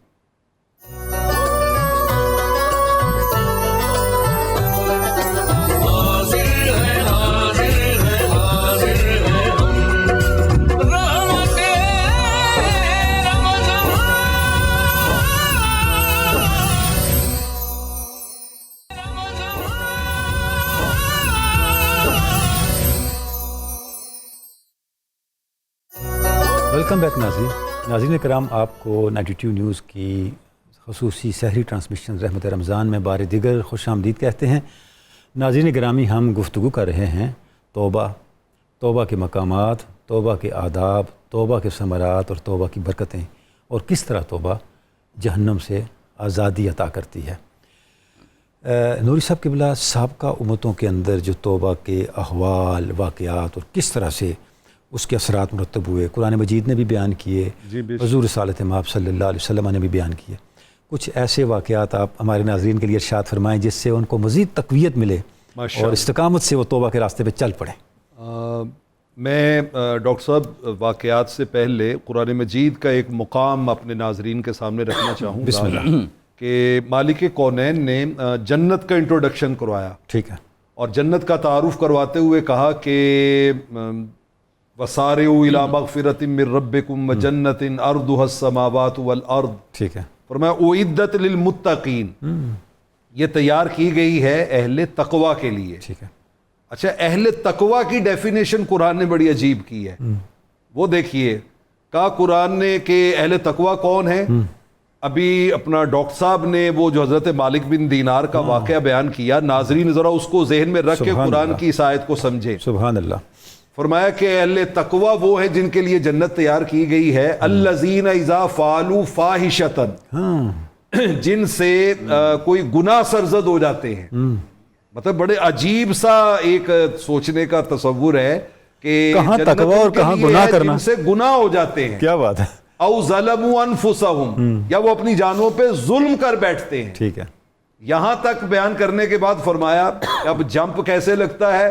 ذکر اللہ، وہ اس راستے پہ چلتے نہیں رہتے، انہیں اللہ کی یاد آتی ہے، فاستغفروا لذنوبہم، پھر وہ اللہ کے سامنے گڑ گڑا کے اپنے گناہوں کی معافی مانگ کے توبہ کرتے ہیں۔ ٹھیک ہے، اس توبہ کرنے کی وجہ سے اللہ انہیں اٹھا کے وارثان جنت کا حق، وارثان جنت میں شامل کر دیتا، ٹھیک ہے، اور جنت کا حقدار بنا دیتا ہے۔ ٹھیک ہے، واقعات تو توبہ کے اتنے بے شمار ہیں۔ مثلا صحیح بخاری صحیح مسلم کی متفق علیہ حدیث لیتے ہیں، جی جی، پہلی امتوں میں میرے کریم آقا علیہ الصلوۃ والسلام نے فرمایا ایک شخص تھا کہ جس نے زندگی میں کبھی کوئی نیک عمل نہیں کیا، اللہ، ایک نیکی، سنگل نیکی اس نے نہیں کی۔ اوئے ہوئے ہوئے، اچھا، جب اس کی موت کا وقت قریب آیا نا تو اس نے اپنے بچوں کو بلایا اور بلا کے کہتا ہے کہ بیٹا میں ایک وصیت کرنے لگا ہوں تو میری وصیت پہ عمل کرنا۔ ان کا جی حکم فرمائیں والد گرامی۔ ان کا میں مر جاؤں تو مجھے دفنانا نہیں، مجھے جلانا، جلانے کے بعد میری راکھ کو پیس کے پاؤڈر بنانا، اوئے ہوئے ہوئے، اور پاؤڈر بنا کے بھی اکتفا نہیں کرنا، ٹھیک ہے، اس کے 2 حصے کرنا، آدھا حصہ سمندر میں بہا دینا، آدھا حصہ جو ہے وہ ہواؤں میں اڑا دینا، جب آندھی چلے تو ہواؤں میں اڑا دینا۔ بچوں نے پہلے تھوڑا سا اس کے اوپر تحفظات کا اظہار کیا، اس نے کہا اس کا مطلب ہے تمہیں مجھ سے پیار نہیں، میری وصیت تم پوری نہیں کرنا چاہتے۔ انہوں نے وعدہ کیا جی ایسے کریں گے۔ باپ مر گیا، بیٹوں نے اس کی لاش کو جلایا، ٹھیک ہے، راکھ کا پاؤڈر بنایا، آدھی کو سمندر میں بہایا، آدھی کو ہواؤں میں اڑایا۔ اچھا، بچوں نے نا پوچھا کہ والد گرامی آپ ایسی کیوں وصیت کرنا چاہتے ہیں؟ ان کا بیٹا ساری زندگی اللہ کی نافرمانی میں گزاری ہے، اب یہ اس کا گمان تھا، ٹھیک ہے، یہ اس کا گمان تھا۔ ان کا اگر میں اللہ رب العالمین کی قدرت میں آ گیا تو وہ مجھے پھر ایسا عذاب دے گا جو دنیا میں اس نے کسی کو نہیں دیا ہوگا، ٹھیک ہے، شاید ایسا کرنے سے میں بچ جاؤں، گرفت سے بچ اور میں اس کی بارگاہ میں پیش کیے جانے سے مجھے چھٹکارا مل جائے۔ میرا کوئی حصہ کہاں ہوگا، کوئی کہاں کوئی ہوگا، کہاں ہوگا، کوئی کہاں ہوگا، لیکن وہ تو اللہ کل شیء قدیر ہے نا۔ سبحان جب اللہ۔ مرنے کے بعد بارگاہ عزدی میں پہنچا تو اللہ نے سارے اجزاء کو اکٹھا کر کے سامنے کھڑا کیا، فرمایا کوئی اور کویسچن نہیں، سنگل کویسچن، ما یحملک علی ھذا، یہ جو عجیب سی تم نے وصیت کی ہے یہ کیوں کی تم نے؟ باقی کچھ نہیں پوچھتے اتنی بڑی چال کیوں چلی، گزاری، پیسہ کہاں خرچ کیا، میرے احکام کو کتنا مانا، بس ایک سوال ہے سنگل، اس کا جواب دے دو۔ ٹھیک ہے، اس نے نگاہیں جھکا کے کریم آقا علیہ الصلوۃ والسلام نے فرمایا ایک لفظ بولا، اس نے کہا مخافتک، مالک تجھ سے ڈر بہت لگتا تھا، اوئے ہوئے ہوئے، تجھ سے ڈر بہت لگتا تھا۔ فرمایا رب کریم نے اس ایک لفظ پہ اس کا نامہ عمل بند کر کے اس کو معاف کر کے اسے جنت میں بھیجا۔ سبحان اللہ۔ اب ذرا تصور کیجئے کہ گویا خوف خود ایک توبہ ہے، خود ایک توبہ ہے، مطلب یہ ندامت و سبحان اللہ، شرمندگی، یہ خوف، یہ اللہ کی بارگاہ میں حاضر ہونے سے شرمانا اور ڈرنا کہ پتہ نہیں کیا اما بنے من گا۔ خاف مقام ربہ، بالکل ایسے ہی، جنتان، من خاف مقام ربہ جنتان۔ اچھا، اسی طرح حضرت موسیٰ علیہ السلام، ان کی قوم میں قحط پڑ گیا، طویل عرصے تک بارش نہیں ہوئی، ٹھیک ہے، حتیٰ کہ آپ ایک دن 70,000 کے لگ بھگ لوگوں کو لے کے نماز استسقاء ادا کرنے کے لیے نکلے، ٹھیک ہے، اور اللہ کے حضور میں فریاد کی تو اللہ کی طرف سے وہی آئی، موسیٰ تم میں ایک بندہ ایسا ہے جسے 40 سال ہو گئے گناہوں سے میرے خلاف جنگ کرتے ہوئے، ٹھیک ہے، 40 سال سے وہ میرے خلاف جنگ کر رہا ہے، اس کے ہوتے ہوئے دعا قبول نہیں ہو سکتی، اسے نکالو پہلے۔ حضرت موسیٰ علیہ السلام نے اعلان کروایا کہ بھائی وہ بندہ جو 40 سال سے اللہ سے گناہوں کے ساتھ جنگ کر رہا ہے وہ نکل جائے، وگرنہ بارش نہیں ہوگی۔ جب اس نے دیکھا نا وہ جو 40 سال سے، پتہ تو ہوتا ہے ہر شخص کو اپنے اعمال نامے ٹھیک کا، ہے، اس نے سر جھکا کے کہا مولا 40 سال پردے ڈالے رکھے ہیں، آج ساروں کے سامنے رسوا کرے گا، آج تو میں بھی تیرے بارگاہ میں مانگنے کے لیے آ گیا تھا۔ اسی لمحے بارش برسنا شروع ہو گئی۔ اللہ، قوم نے کہا موسیٰ علیہ السلام آپ نے کہا تھا بندہ نکل کے جائے، بندہ نکلا ہی کوئی نہیں ہے، بارش شروع ہو اور گئی، بارش شروع ہو گئی ہے۔ تو حضرت موسیٰ نے عرض کی باری تعالیٰ کہ بندہ تو نکلا کوئی نہیں ہے، فرمایا قوم کو بتاؤ سقیتکم بالذی منعتم، اللہ، جس کی وجہ سے بارش روکی تھی اسی کی وجہ سے دی ہے، سبحان اللہ، اسی کی وجہ سے دی ہے۔ سبحان اللہ، حضرت موسیٰ نے کہا مالک پھر وہ بندہ چلو مجھے ویسے ہی دکھا دے۔ فرمایا موسیٰ کیسی بات کرتے ہو، جب وہ میرے خلاف دشمنی پہ اترا ہوا تھا میں نے تب رسوا نہیں کیا، اب تو ہمارا دوست بن گیا، سبحان اللہ، اب تو وہ ہماری اطاعت کرنے لگ گیا ہے، تو اب ہم اس کو کیسے ہائے رسوا ہائے کر ہائے، سکتے سبحان اللہ، نوری ہیں؟ صاحب، توبہ سبحان جو ہے اللہ، وہ اس طرح اللہ کی بارگاہ کی قربت ہے۔ سبحان اللہ۔ ڈاکٹر صاحب دیکھیں یہ جو واقعات ہیں یہ بتاتے ہیں کہ رحمت حق بہا نمی جوید بہانہ جوید، سبحان اللہ، کہ وہاں بہانا چاہیے، ڈیروں سرمائے نہیں چاہیے، اور ہر واقعے میں ہمیں کوئی نیا اسلوب ملتا ہے اللہ کی رحمت تک پہنچنے کا، اللہ کی رحمت کو پانے کا۔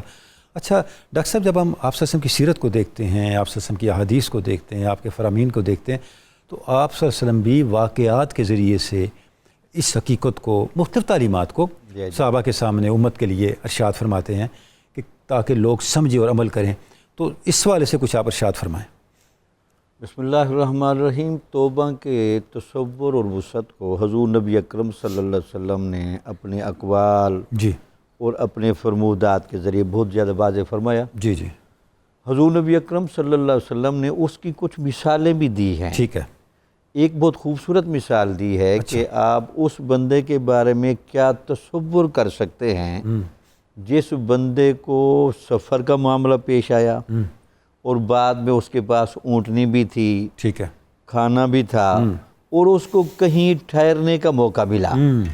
اب ٹھہرنے کے موقع کے بعد وہ کھانا اس سے ختم ہو گیا، وہ سواری اس کے پاس سے چلی گئی، گم ہو گئی، وہ انتہائی مایوسی کے عالم میں بیٹھا ہے۔ اس مایوسی کے عالم میں اس بندے کی کیا کیفیت ہو سکتی ہے؟ وہ پھر اللہ تعالیٰ کی رحمت و فضل سے جب اس کو اونٹنی مل جائے، ٹھیک ہے، وہ سامان مل جائے اور وہ سفر کی مشکل سے باز آ جائے، تو اس کو تم کیسے لیتے ہو؟ تو ان کا جی یہ بڑا کمال ہے، یہ تو خاص کرم ہے، خاص فضل ہو گیا۔ تو آپ نے فرمایا کہ بالکل اسی طرح جو بندہ گناہوں کی دلدل میں پڑے رہنے سے نا اس حد تک بھی چلا جاتا ہے کہ بالکل مایوسی سامنے کھڑی ہوتی ہے، ٹھیک ہے، اس کو کوئی رستہ نہیں نظر آ رہا، وہاں بھی اگر وہ اللہ تعالیٰ کی رحمت کی طرف پلٹ کر دیکھ لے ٹھیک ہے، اور اللہ کی رحمت کو پکار لے اور اپنے کیے پر ندامت کا اظہار کرے، ٹھیک ہے، تو اللہ تعالیٰ اس کو بھی اسی طرح سینے سے لگاتا ہے، سبحان اللہ، اس پر رحمت اور کرم فرماتا ہے۔ سبحان اللہ، یہاں کچھ صوفیہ نے بڑی خوبصورت مثال دی ہے سمجھانے کے لیے۔ جی جی، وہ کہتے ہیں اگر بچہ ماں سے گم ہو جائے نا تو آپ اس کی کیفیت کا اندازہ لگا سکتے ہیں کہ ماں پر کیا کچھ بیتتی ہے۔ اگر بچے کے واپس آنے کے چانس بنے تو ماں کے رحم و کرم اور ممتا میں کیا جوش ہوتا ہوگا۔ تو گناہگار بندہ جب واپس پلٹنے لگتا ہے تو اللہ تعالیٰ کی رحمت میں بڑی شادمانی اور خوشی کے آثار ہوتے ہیں سبحان اللہ، کہ بندہ تھا رستے سے ہٹ جانا اس کی فطرت میں تھا، لیکن یہ رستے میں جا کر کسی گڑھے اور کفر اور شرک میں نہیں گیا، یہ واپس پلٹ آیا ہے۔ سبحان اللہ، تو دیکھیں جو اس سے توبہ کے تصور میں وسعت کا یہاں سے اندازہ لگیں۔ ٹھیک ہے، ایک بندہ پوری زندگی حالت کفر میں گزارتا ہے لیکن مرنے سے پہلے ایمان لے آتا ہے۔ ٹھیک ہے، اللہ تعالیٰ اس کے ایمان لانے کی وجہ سے اس کے پچھلے سارے گناہ معاف کر دے. اس سے بڑا گناہ کیا ہو گیا؟ کفر کیا.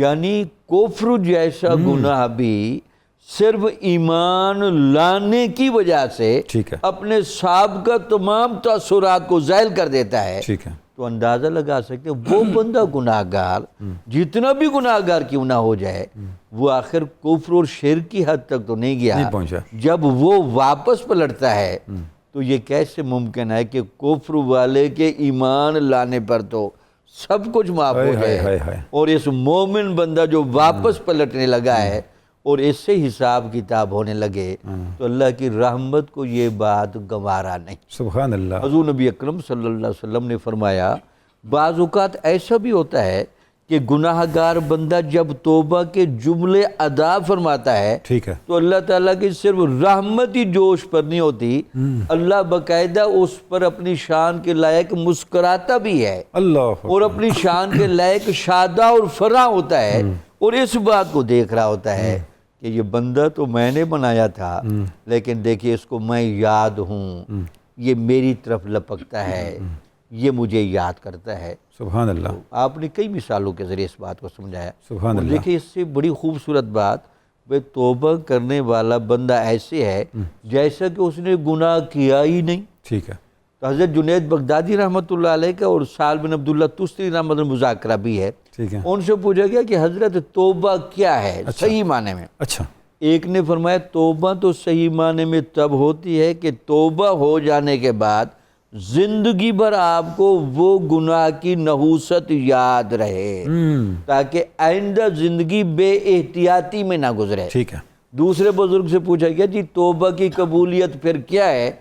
تو انہوں نے کہا کہ جب آپ نے توبہ کر لی اور اللہ نے قبول کر لی تو ہمیشہ کے لیے اس گناہ کی یاد بھی وہ بھلا دیں. کیا بات ہے. گناہ ہی نہیں چھوڑے، اس کی یاد بھی چھوڑ دیں. یاد بھی چھوڑ دیں. ماشاء اللہ. یہی صوفیاء کے احوال ہیں کہ کس طرح انہوں نے اپنے حسب حال حسب ذوق اس طرف رجوع کیا اور اس حال کو اختیار کیا. ڈاکٹر بخاری صاحب ماشاءاللہ بڑے مبارک اور بڑے ایک شرح صدر والے انداز سے توبہ کے اوپر ہماری گفتگو آگے بڑھ رہی ہے. یہ ماہ رمضان ہے اور اس کی خاص مناسبت ہے توبہ کے والے سے.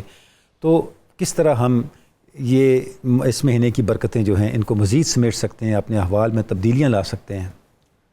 جی قبلہ نبی اکرم علیہ تحیت والثناء نے استقبال رمضان میں جو خطبہ ارشاد فرمایا تھا، جی آپ نے فرمایا قد اظلکم شہر عظیم شہر مبارک شہر فیہ لیلۃ خیر من الف شہر. ٹھیک. تو آپ نے استقبال رمضان میں جناب سلمان فارسی کہتے ہیں آقا کریم نے ارشاد فرما دیا کہ بڑا برکتوں والا مہینہ تم پہ سایہ فگن ہونے والا ہے. ٹھیک ہے. بڑی عظمتوں والا مہینہ ہے اور اس مہینے میں صرف ایک رات ایسی ہے کہ جو 1000 مہینوں کی عبادت سے زیادہ تمہارے لیے معتبر ہے. سبحان اللہ.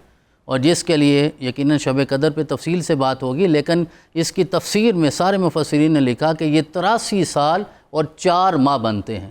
میرا ایک رات اور یہ بھی ہمارے فہم کے لیے عدد متعین کیا گیا ہے، ورنہ اس کی رحمت کی تو حد ہی کوئی نہیں. اچھا ڈاکٹر صاحب ہم کہہ سکتے ہیں کہ وہ ایک رات ہماری پوری زندگی کے برابر، اس سے بھی بڑھ کے زندگی سے 10 سال زیادہ ہی آج کل جو حالات ہیں ایسے ہی لگ رہا ہے ہمیں. سبحان اللہ. سبحان اللہ. آج کل تو 70-80 سال تک پہنچنا ہی بڑا مشکل ہو گیا. اللہ پاک آپ کو سلامت رکھے، برکتیں عطا فرمائے، لیکن عمومی طور پہ یہی حالات ہو گئے.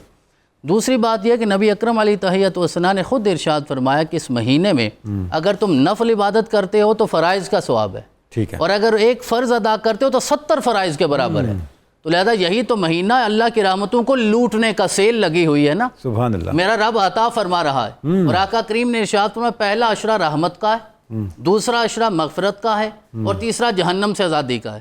میں آپ کی خدمت میں یہ عرض کرنا چاہتا ہوں کہ مجھے یہ بتائیے کہ رحمت، مغفرت اور جہنم سے آزادی میں فرق کیا ہوتا ہے؟ رحمت ہوگی تو مغفرت ہوگی، مغفرت ہوگی تو رحمت ہوگی، یہ دونوں ہوں گی تو جہنم سے آزادی ہوگی. تو جب جہنم سے آزادی ہوگی تو سمجھ جائیے رحمت بھی ہوئی اور مغفرت بھی ہوئی. تو اس کا مطلب ہے یہ لمحہ لمحہ میرے رب کی عنایات کا لمحہ ہے، رحمت کا لمحہ ہے. تو اس میں یہ جو دن کا روزہ رکھنا اور قیام اللیل، وہ تراویح کی صورت میں ہو، وہ نماز اوابین کی صورت میں ہو، نماز تہجد کی صورت میں ہو تو میرے رب نے یہ ایک ایسا نظام ہمیں دیا ہے کہ ایک ایک سجدے کے بدلے میرا رب 70 سجدوں کا ثواب عطا فرمائے گا. سبحان اللہ. اور یہ جو 70 کا لفظ عمومی طور پہ بولا جاتا ہے عربی زبان میں، قرآن میں آیا یا حدیث میں جہاں بھی آیا، یہ کثرت تعداد کے لیے ہے. ٹھیک ہے. یہ عدد معین نہیں کرنا کہ 71 کا ثواب نہیں میرا رب دے سکتا یا 72 کا نہیں دے سکتا.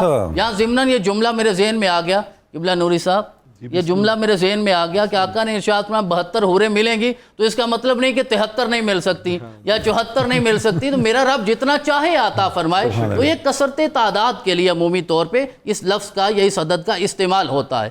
تو یہ قیام اللیل ہے، سیام النہار ہے، تہجد ہے، تراویح ہے. اس میں عمومی طور پہ ہم اس بحث میں الجھ جاتے ہیں یہ جائز ہے ناجائز ہے، کتنی تعداد ہے، کتنی رکعات ہیں. یہ توبہ کا جو مرحلہ ہے یہ ان چیزوں سے بالا تر ہے. آگے بڑھنا ہے، اپنے یار کے دروازے پہ جانے کے لیے بہانہ چاہیے ہوتا ہے، تو جو بھی ذریعہ بنا ہے آپ سر سجدے میں رکھیے، میرا رب عطا فرمانے والا ہے. تلاوت قرآن ہے، قرآن کی تلاوت آپ کیجئے. یہ رمضان اور قرآن یہ دونوں شفاعت کریں گے بروز محشر.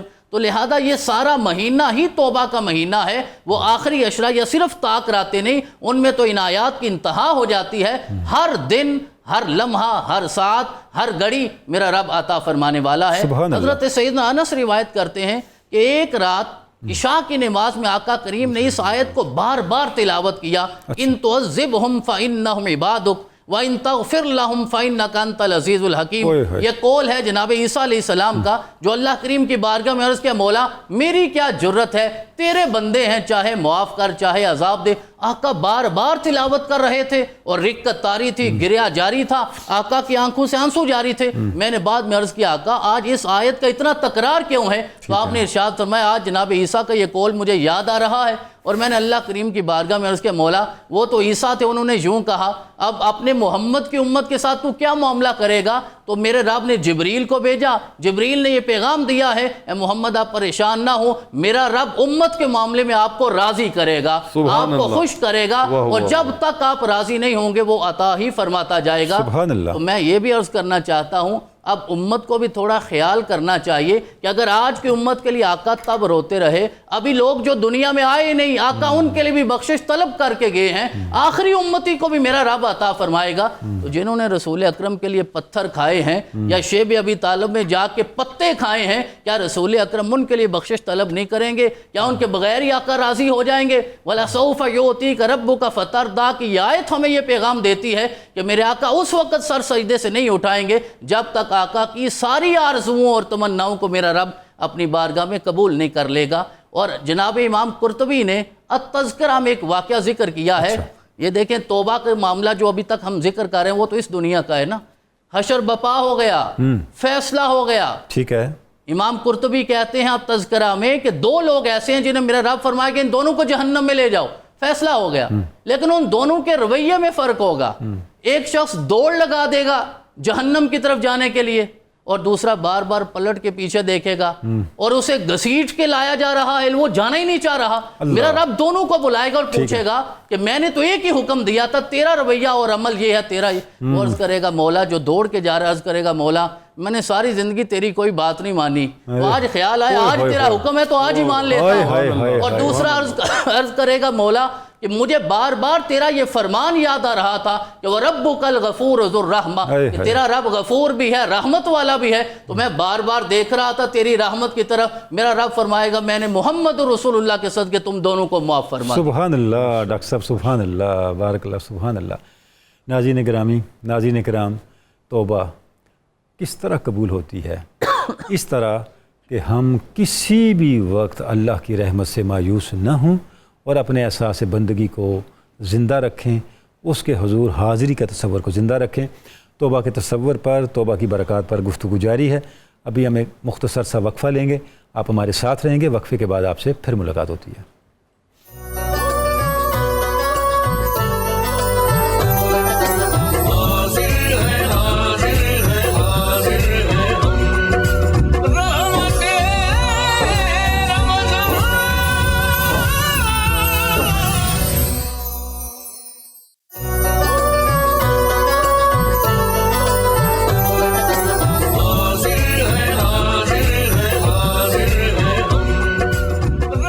ویلکم بیک ناظرین کرام، آپ کو 92 نیوز کی سحری ٹرانسمیشن رحمت رمضان میں بار دیگر خوش آمدید کہتے ہیں۔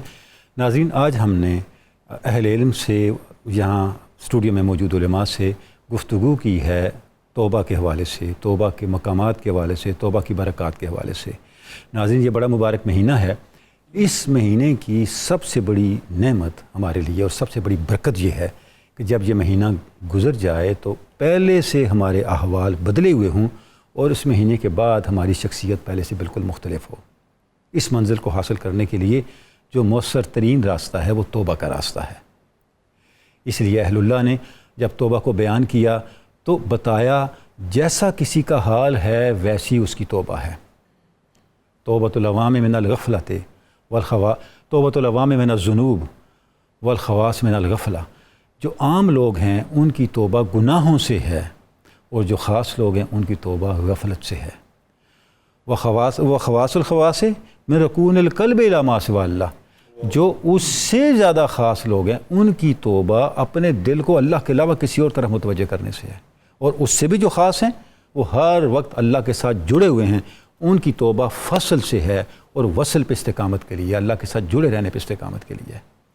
ناظرین کرام، اب سحری کا وقت بھی لاہور اور اس کے مضافات میں قریب ہے۔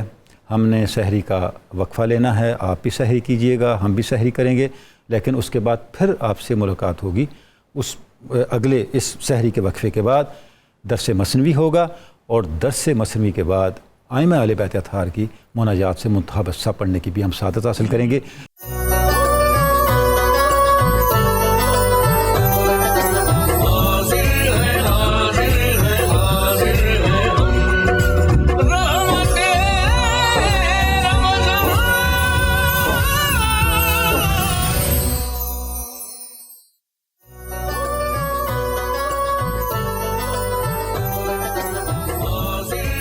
ویلکم بیک ناظرین کرام، اب 92 نیوز رحمت رمضان سحری ٹرانسمیشن میں وقت ہوا ہے درس مثنوی کا۔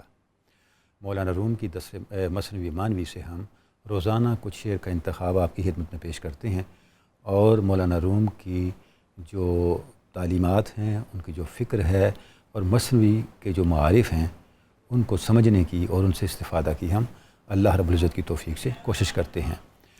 ناظرین کرام، تصوف اور طریقت کا ذکر الہی کے بغیر کوئی تصور نہیں۔ یعنی طریقت کا جو سفر ہے، صوفیاء نے جو تربیت کا نظام قائم کیا ہے، اس نظام کی بنیاد جن بنیادی عناصر پہ ہے ان میں ایک بہت اہم حصہ ذکر الہی ہے۔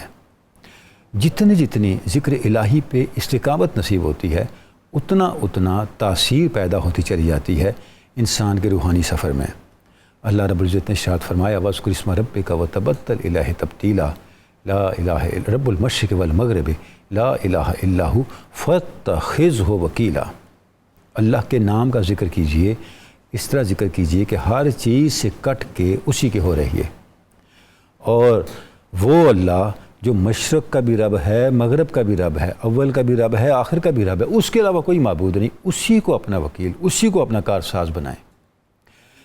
اب ان آیات میں زندگی میں اللہ کو ایکسپیرینس کرنے کا راستہ جو قرآن مجید نے بتایا وہ ہر ایک چیز سے کٹ کے اللہ کے ذکر پر استقامت ہے، اور یہ بڑا مشکل کام ہے۔ صوفیاء نے قرآن مجید کے اسی تصور کو، اسی تعلیم کو حقیقت بنانے کے لیے ہمیں تعلیمات جو دی ہیں اور نظام تربیت قائم کیا ہے۔ مولانا روم بھی اس والے سے بہت کچھ بتاتے ہیں، بہت ٹیکنیکس بتاتے ہیں، بہت طریقے بتاتے ہیں کہ ہمیں ذکر الہی پہ استقامت کیسے ہو۔ آج ہم جو اشعار مثنوی سے پڑھ رہے ہیں وہ اسی مضمون سے متعلق ہیں۔ ناظرین، اشعار سے پہلے ایک چھوٹی سی بات آپ کی خدمت میں عرض کرنی ہے تاکہ ہم ان اشعار کو صحیح معنوں میں سمجھ سکیں۔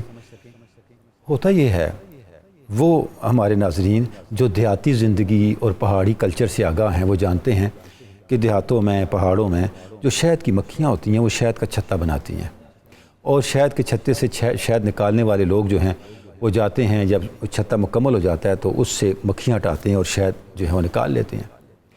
لیکن جو شہد کی مکھیاں ہیں وہ اگر انسان تجربہ کار نہ ہو تو آدمی کے پیچھے لگ جاتی ہیں، اور پھر ان مکھیوں سے جان نہیں چھڑائی جا سکتی، اور ایک دو تین مکھیاں کاٹ لیں تو انسان بہت جلد پھر روبہ صحت بھی نہیں ہوتا۔ اچھا، اب اس کا طریقہ کیا کرتے ہیں وہ لوگ؟ وہ یہ کرتے ہیں، اگر خدا نہ خواستہ بہت زیادہ شہد کی مکھیاں پیچھے لگ جائیں تو وہ جا کے کسی پانی کی نہر میں چھلانگ لگا دیتے ہیں۔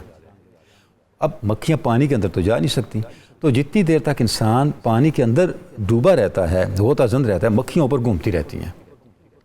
اگر تو وہ تجربہ کار ہے، غوطہ زنی میں تجربہ کار ہے اور پانی کے اندر کافی وقت گزار سکتا ہے، تو مکھیاں اس کا انتظار کرتے کرتے چلی جاتی ہیں، پتہ نہیں کہاں غائب ہو گیا۔ اور ایسا نہ کر سکے تو پھر اس کی خیر نہیں ہے۔ اب اس تصور کو ذرا ذہن میں رکھیے گا۔ اب ہم مولانا کے اشعار پڑھتے ہیں۔ مولانا فرماتے ہیں، چنا کے اور اندر آب جست، تا در آب از زخم از زنبوراں برست۔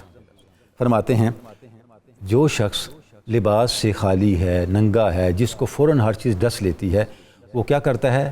اگر اس کے پیچھے شہد کی مکھیاں لگ جائیں تو وہ شہد کی مکھیوں کے ڈسنے سے اپنے آپ کو بچانے کے لیے پانی میں چھلانگ لگا دیتا ہے۔ جب پانی میں چھلانگ لگاتا ہے تو مقصد کیا ہوتا ہے کہ اس سے یہ جو شہد کی مکھیاں ہیں یہ کاٹ نہ سکیں۔ می کند زنبور بر بالا طواف، چوں برآرد سر نہ دارند شماف۔ جیسے، اور وہ جو شہد کی مکھیاں ہیں بر بالا طواف، پانی کے اندر آدمی ڈوبا ہوا ہے، غوطہ زن ہے، اور مکھیاں اوپر چکر لگا رہی ہیں۔ ذرا سا وہ سر پانی سے باہر نکالے، مکھیاں معاف نہیں کرتی، فوراً اس کو پکڑ لیتی ہیں اور ڈسنا شروع کر دیتی ہیں۔ اب یہ بات مولانا فرماتے ہیں۔ اب یہاں مولانا نے جو دو سمبلز استعمال کیے ہیں، پانی اور شہد کی مکھی، اس سے مراد کیا ہے؟ فرماتے ہیں آب ذکر حق و زنبوری زماں، ہست یادیں آں فلانا و آں فلاں۔ یہ جو پانی ہے یہ اللہ کا ذکر ہے، اور شہد کی مکھیاں ہماری پراگندہ خیالی ہے، اس کا خیال، اس کا خیال، یہ خیال، وہ خیال۔ ہم نماز میں بھی کھڑے ہوتے ہیں تو بازاروں میں گھوم رہے ہوتے ہیں، دوستوں کے ساتھ گھوم رہے ہوتے ہیں، دنیا داری میں پڑے ہوتے ہیں۔ مولانا فرماتے ہیں یہ جو ہمارے خیالات ہیں یہ شہد کی مکھیاں ہیں جو ہمیں کاٹنے کے لیے ہمارے پیچھے لگی ہوئی ہیں، اور زنبور ہیں جو ہمیں کاٹنے کے لیے ہمارے پیچھے لگے ہوئے ہیں، اور پانی جو ہے وہ ذکر حق ہے۔ دم بخور در آب ذکر و صبر کن، تارہی از فکر و وسواس کہن۔ فرماتے ہیں تجھے چاہیے کہ تو پانی میں غوطہ لگا کے اپنا سانس روک لے، دم بخور، اپنا سانس روک لے، اور اپنے آپ کو اس کے اندر صبر کن، اس میں قائم ہو جا، پانی کے اندر سانس روک کے قیام کر لے۔ تارہی از فکر و وسواس کہن، تاکہ تیرے اندر جو پرانے خیالات اور پرانے افکار نے تیرے اندر قبضہ کر رکھا ہے تو اس سے نجات پا لے۔ ناظرین، یہ اتنا اہم شعر ہے کہ اس شعر کے ورد کرنے کی ضرورت ہے، تاکہ یہ شعر اپنی معنویت کے ساتھ ہمارے قلب و باطن میں راسخ ہو جائے، کیونکہ جو ذکر پر استقامت ہے اور جس کو صوفیہ مراقبہ کہتے ہیں، مراقبے کا پورا طریقہ مولانا روم نے اس شعر میں بیان کر دیا ہے۔ اور یہ کوئی نئی بات نہیں ہے ناظرین کرام، ہمارے ہاں یہ روایت رہی ہے، اشعار کو لوگ، بڑے لوگ بطور ورد پڑھتے رہے ہیں۔ علامہ اقبال کی زندگی میں ہمیں یہ ملتا ہے، ایک شعر آیا مولانا روم کا، جامی کا، عطار کا، کسی بڑی ہستی کا، اور وہ شعر پڑھتے پڑھتے پورا دن گزر گیا۔ اس شعر کی کیفیت ایسی مرتب ہوئی، پورا دن گزر گیا، اور پھر اس شعر سے کئی اشعار نے جنم لیا۔ علامہ نے کئی اور اشعار تخلیق کر دیے اسی کیفیت کے تحت۔ یعنی انسان کے احوال کو بدلنے میں کاملین کے یہ کلمات اکثیر کا درجہ رکھتے ہیں، اکثیر جیسی تاثیر رکھتے ہیں۔ تو یہ اتنا بڑا شعر ہے جس میں مولانا فرما رہے ہیں دم بخور در آب ذکر و صبر کن، تارہی از فکر و وسواس کہن، کہ پانی میں چھلانگ لگا اور اپنا سانس روک لے اور اس میں قائم ہو جا، تاکہ یہ جو زنبور پراگندہ خیال کی شہد کی مکھیاں تیرے اوپر گھوم رہی ہیں اور تجھے ڈسنا چاہتی ہیں، اس سے تجھے نجات مل جائے۔ اچھا، اس کے بعد فرماتے ہیں بعد ازاں تو تب اے آں آب صفا، خود بگیری جملگی تا سر تاب پا۔ جب تجھے اس پہ استقامت مل جائے گی تو پھر تیری طبیعت بدل جائے گی، اور تیری طبیعت سر تا پا خود پانی بن جائے گی۔ پانی کے اندر جب انسان چلا جائے تو کاٹنے والی مکھیاں کاٹ نہیں سکتی، اور جو خود ہی پانی بن گیا اسے کاٹنے والی مکھیوں نے کیا کاٹنا ہے؟ مکھیاں تو اس کے نام سے، اس کے تصور سے دور بھاگیں گی۔ مولانا فرماتے ہیں جب تو ذکر الہی کے پانی میں غوطہ زن ہو کے قائم ہو گیا تو اس کا نتیجہ کیا نکلے گا؟ اس کا نتیجہ یہ نکلے گا کہ تیرے اندر ذکر الہی کے پانی کے اوصاف پیدا ہو جائیں گے، اور تو سر تا پا ذکر بن جائے گا. وہ شاید مولانا میاں محمد بخش نے فرمایا نا کہ رانجا رانجا کر دیاں میں آپ پہ رانجا ہوئی صدونی منت دیدو رانجا تہیر نہ آکھے کوئی. یعنی ذکر الہی انسان کے اندر اتنا رچ بس جائے کہ اس کے شعور اور لاشعور کے اندر ذکر الہی کے علاوہ کچھ اور باقی نہ بچے. یہ ہے تبتیل پھر ذکر. اس کے بعد فرماتے ہیں آن چنا کہ از آب آن ز زنبور می گریزد از تو ہم گیرد حضرت. آن چنا کہ از آب آن زنبور شر می گریزد از تو ہم گیرد حضر. فرماتے ہیں جس طرح سے یہ جو کاٹنے والی مکھیاں ہیں پانی سے بھاگتی ہیں، جب تیرے اندر پانی کے اوصاف پیدا ہو جائیں گے تجھ سے بھی بھاگیں گی، تجھ سے بھی ڈریں گی، تجھ سے بھی دور رہیں گی. مطلب جب ہمیں ذکر الہی میں استقامت نصیب ہو جاتی ہے اور ذکر الہی ہمارا حال بن جاتا ہے، ہمارے ظاہر اور باطن میں ذکر الہی رواں دواں اور جاری اور ساری ہو جاتا ہے، تو دنیاوی افکار، پرگندہ خیالی، یہ وسوسے، وہم، بے مقصد خیالات، یہ انسان کی باطن سے اور انسان کے شعور سے مستقلاً خارج ہو جاتے ہیں. اس کے بعد فرماتے ہیں بعد ازاں خواہی تو دور عذاب تھا آب باش کہ بسر ہم تب آبی خواجتاش. اے میرے دوست، اے میرے مہربان، اس کے بعد اگر چاہے تو پانی سے نکلا. یعنی تو نے پانی میں غوطہ لگایا، اپنا دم گونٹا، اپنا سانس روکا اور اس میں رہنے کی پریکٹس کی. اگر تو اس پہ قائم ہو جائے تو پھر تو کیا کر، پھر تو بے شک پانی سے الگ ہو جا. کیونکہ ہے میرے دوست اب تیرا مزاج ہی پانی بن چکا ہے. اب دنیا کے خیالات، دنیا کے وسوسے اور دنیا کے خیالات اور وسوسوں کی کاٹنے والی مکھیاں اب تیرے ذکر کے تسلسل میں حائل نہیں ہو سکتی. ناظرین کرام، یہ ہے مولانا روم جو عام الفاظ کو، عام علامتوں کو اٹھاتے ہیں، عام کہانیوں کو اٹھاتے ہیں اور اسے آسمان معنی کی اوج ثریا پہ پہنچا دیتے ہیں. جتنا جتنا ہم اس پہ غور کرتے جاتے ہیں اتنا اتنا معنی کی ایک نئی پرت کھلتی چلی جاتی ہے اور ہمارے احوال کے اندر، ہمارے باطن کے اندر ایک تبدیلی آنی شروع ہو جاتی ہے. ناظرین گرامی، ناظرین کرام، اب ہم ایک وقفہ لیں گے اور وقفے کے بعد ہم نے انشاءاللہ ائمہ اہل بیت اطہار کی مناجات کا ایک منتخب حصہ پڑھنے کی سعادت حاصل کرنی ہے.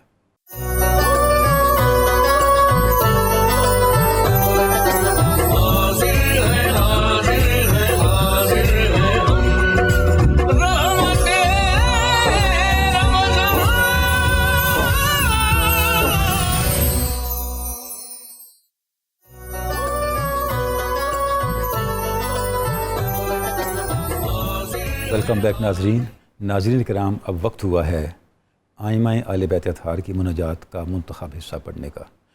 ناظرین گرامی، ائمہ اہل بیت اطہار کی مناجات اور ان کا انداز عبادت، اللہ رب العزت کی بارگاہ کے ساتھ ان کا تعلق اور اللہ رب العزت کی بارگاہ میں اپنی بندگی کی پیشکش اور اپنی بندگی کا اظہار کرنا، اپنی بندگی کا اقرار کرنا، اس کا جو اسلوب اور جو انداز ہے وہ ہمیں یہ بتاتا ہے کہ دعا کتنی بڑی طاقت ہے.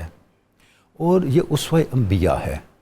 سورہ انبیاء کو جب ہم دیکھتے ہیں تو اللہ رب العزت نے جب انبیاء کا یکے بعد دیگر ذکر فرمایا تو ذکر کرنے کے بعد انبیاء کا، سب انبیاء کا ایک ایک کر کے ذکر کرنے کے بعد ان کے اسوے کو جامع انداز سے ایک ہی جگہ ایسے طور پہ بیان کیا کہ ان سب انبیاء کی اوصاف ایک آیت میں جمع ہو گئے.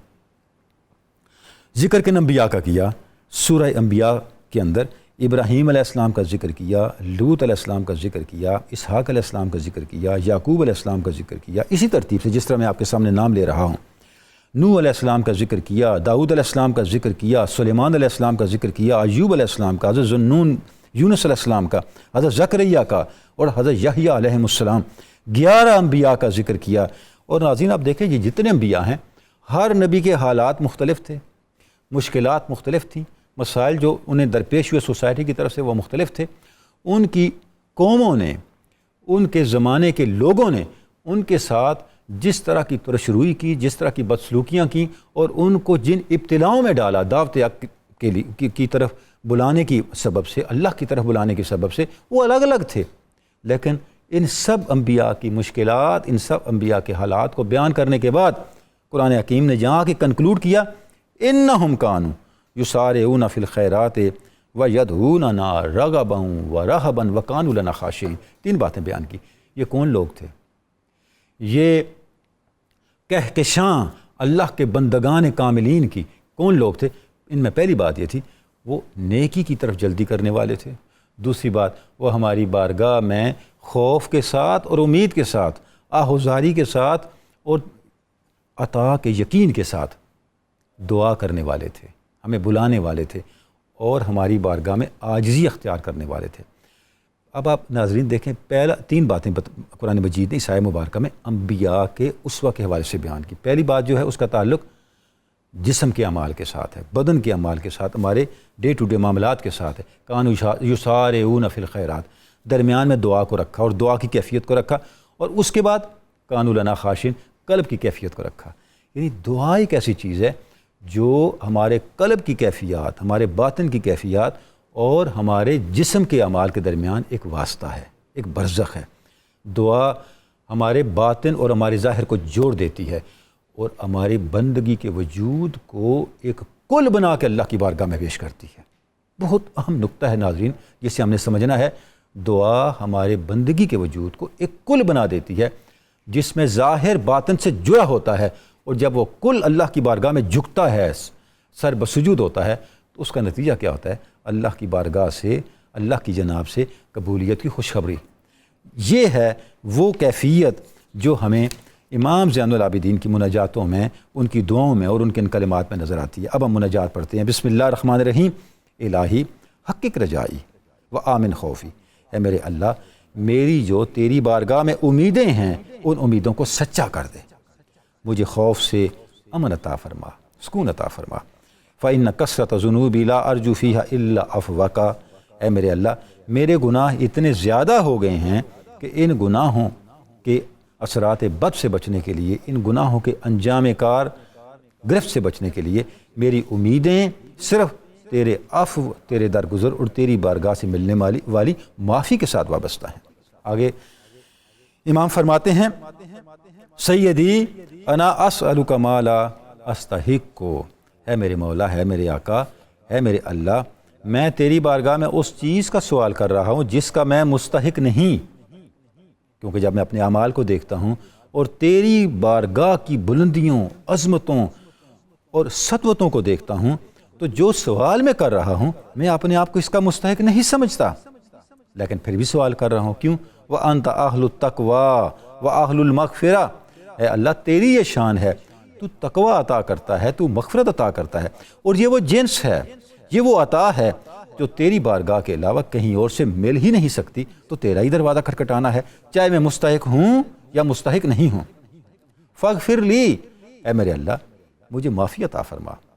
وَأَلْبِسْنِي مِن نَظَرِكَ ثَوْبًا، اے اللہ اپنی نظر کرم سے مجھے وہ لباس پہنا، وہ پہناوا عطا کر، یغطی علی التبعات، جس کے نتیجے میں میری خطائیں چھپ جائیں، میرے گناہ چھپ جائیں، وَتَغْفِرُهَا لی، اور اس کے نتیجے میں مجھے تیری بارگاہ سے معافی عطا ہو جائے۔ اور ناظرین گرامی، یہ خود مغفرت کے اندر بھی ڈانپنے کا معنی موجود ہے، یعنی مغفرت معاف کرنے کو بھی کہتے ہیں اور مغفرت ڈانپ لینے کو بھی کہتے ہیں۔ اب دیکھیں امام پاک کتنی جامعیت کے ساتھ الفاظ کو استعمال کر رہے ہیں اور ایک لفظ کے ذریعے سے کئی گزارشات اللہ کی بارگاہ میں پیش فرما رہے ہیں۔ وَلَا اُطَالَبُ بِهَا إِنَّكَ ذُو مَنٍّ قَدِيمٍ، اے میرے اللہ میں تیری بارگاہ میں اسی چیز کا سوال کرتا ہوں جو تو عطا کر سکتا ہے، تو قدیم احسانات کرنے والی ہستی ہے، وَصَفْحٍ عَظِيمٍ، تو بہت معاف کرنے والا ہے، وَتَجَاوُزٍ كَرِيمٍ، اور بہت مہربانی فرمانے والا ہے، بہت چشم پوشی کرنے والا ہے، بہت درگزر کرنے والا ہے۔ الہی انت الذی تفید سیبک علی من لا یسألک، اے اللہ تو اپنے کرم کے پرنالے ان پر بھی بہا دیتا ہے جو تیری بارگاہ میں سوال ہی نہیں کرتے، ان کو بھی تو عطاؤں پہ عطاؤں سے نوازتا ہے۔ وعلی الجاہدین بربوبیتک، اور اس سے بڑھ کے ان کو بھی اپنی عطاؤں سے نوازتا ہے جو تیری ربوبیت کے منکر ہیں۔ فکیف سیدی بمن سألک وایقنا، اے میرے اللہ پھر وہ تیرا بندہ، یہ عاجز بندہ، امام اپنا فرما رہے ہیں، جو تیری بارگاہ میں دست دعا بلند کیے کھڑا ہے، تیری بارگاہ میں سوال کر رہا ہے اور یہ یقین رکھتا ہے ان الخلق لک والامر الیک، کہ خلق کا مالک بھی تو ہے، امر کا مالک بھی تو ہے، تو اپنے اس بندے کو کیسے محروم چھوڑے گا؟ تبارکتا و تعالیتا یا رب العالمین، اے اللہ تو بڑی برکتیں عطا فرمانے والا ہے، بڑی بلند شان والا ہے، تمام عالمین کا رب تو ہے، سب کا پالن ہار تو ہے۔ سیدی عبدو کا بے باب کا اقامت الخصاصۃ بین یدیک، اے اللہ تیرا بندہ تیرے باب کرم پہ کھڑا ہے، تیرے دروازے پہ کھڑا ہے اور تیرے حضور قیام کیے ہوئے ہے۔ یقرأ باب احسان کا بے دعائے ہی، اے میرے اللہ تیرا یہ بندہ تیرے احسان کے دروازے پہ دستک دے رہا ہے، دعاؤں کی دستک دے رہا ہے۔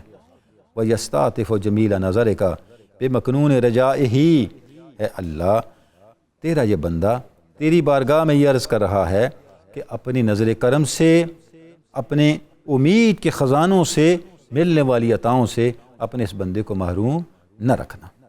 فلا تورز بوجہک الکریم عنی، اے اللہ اپنی نگاہ کرم اس بندے سے نہ ہٹانا۔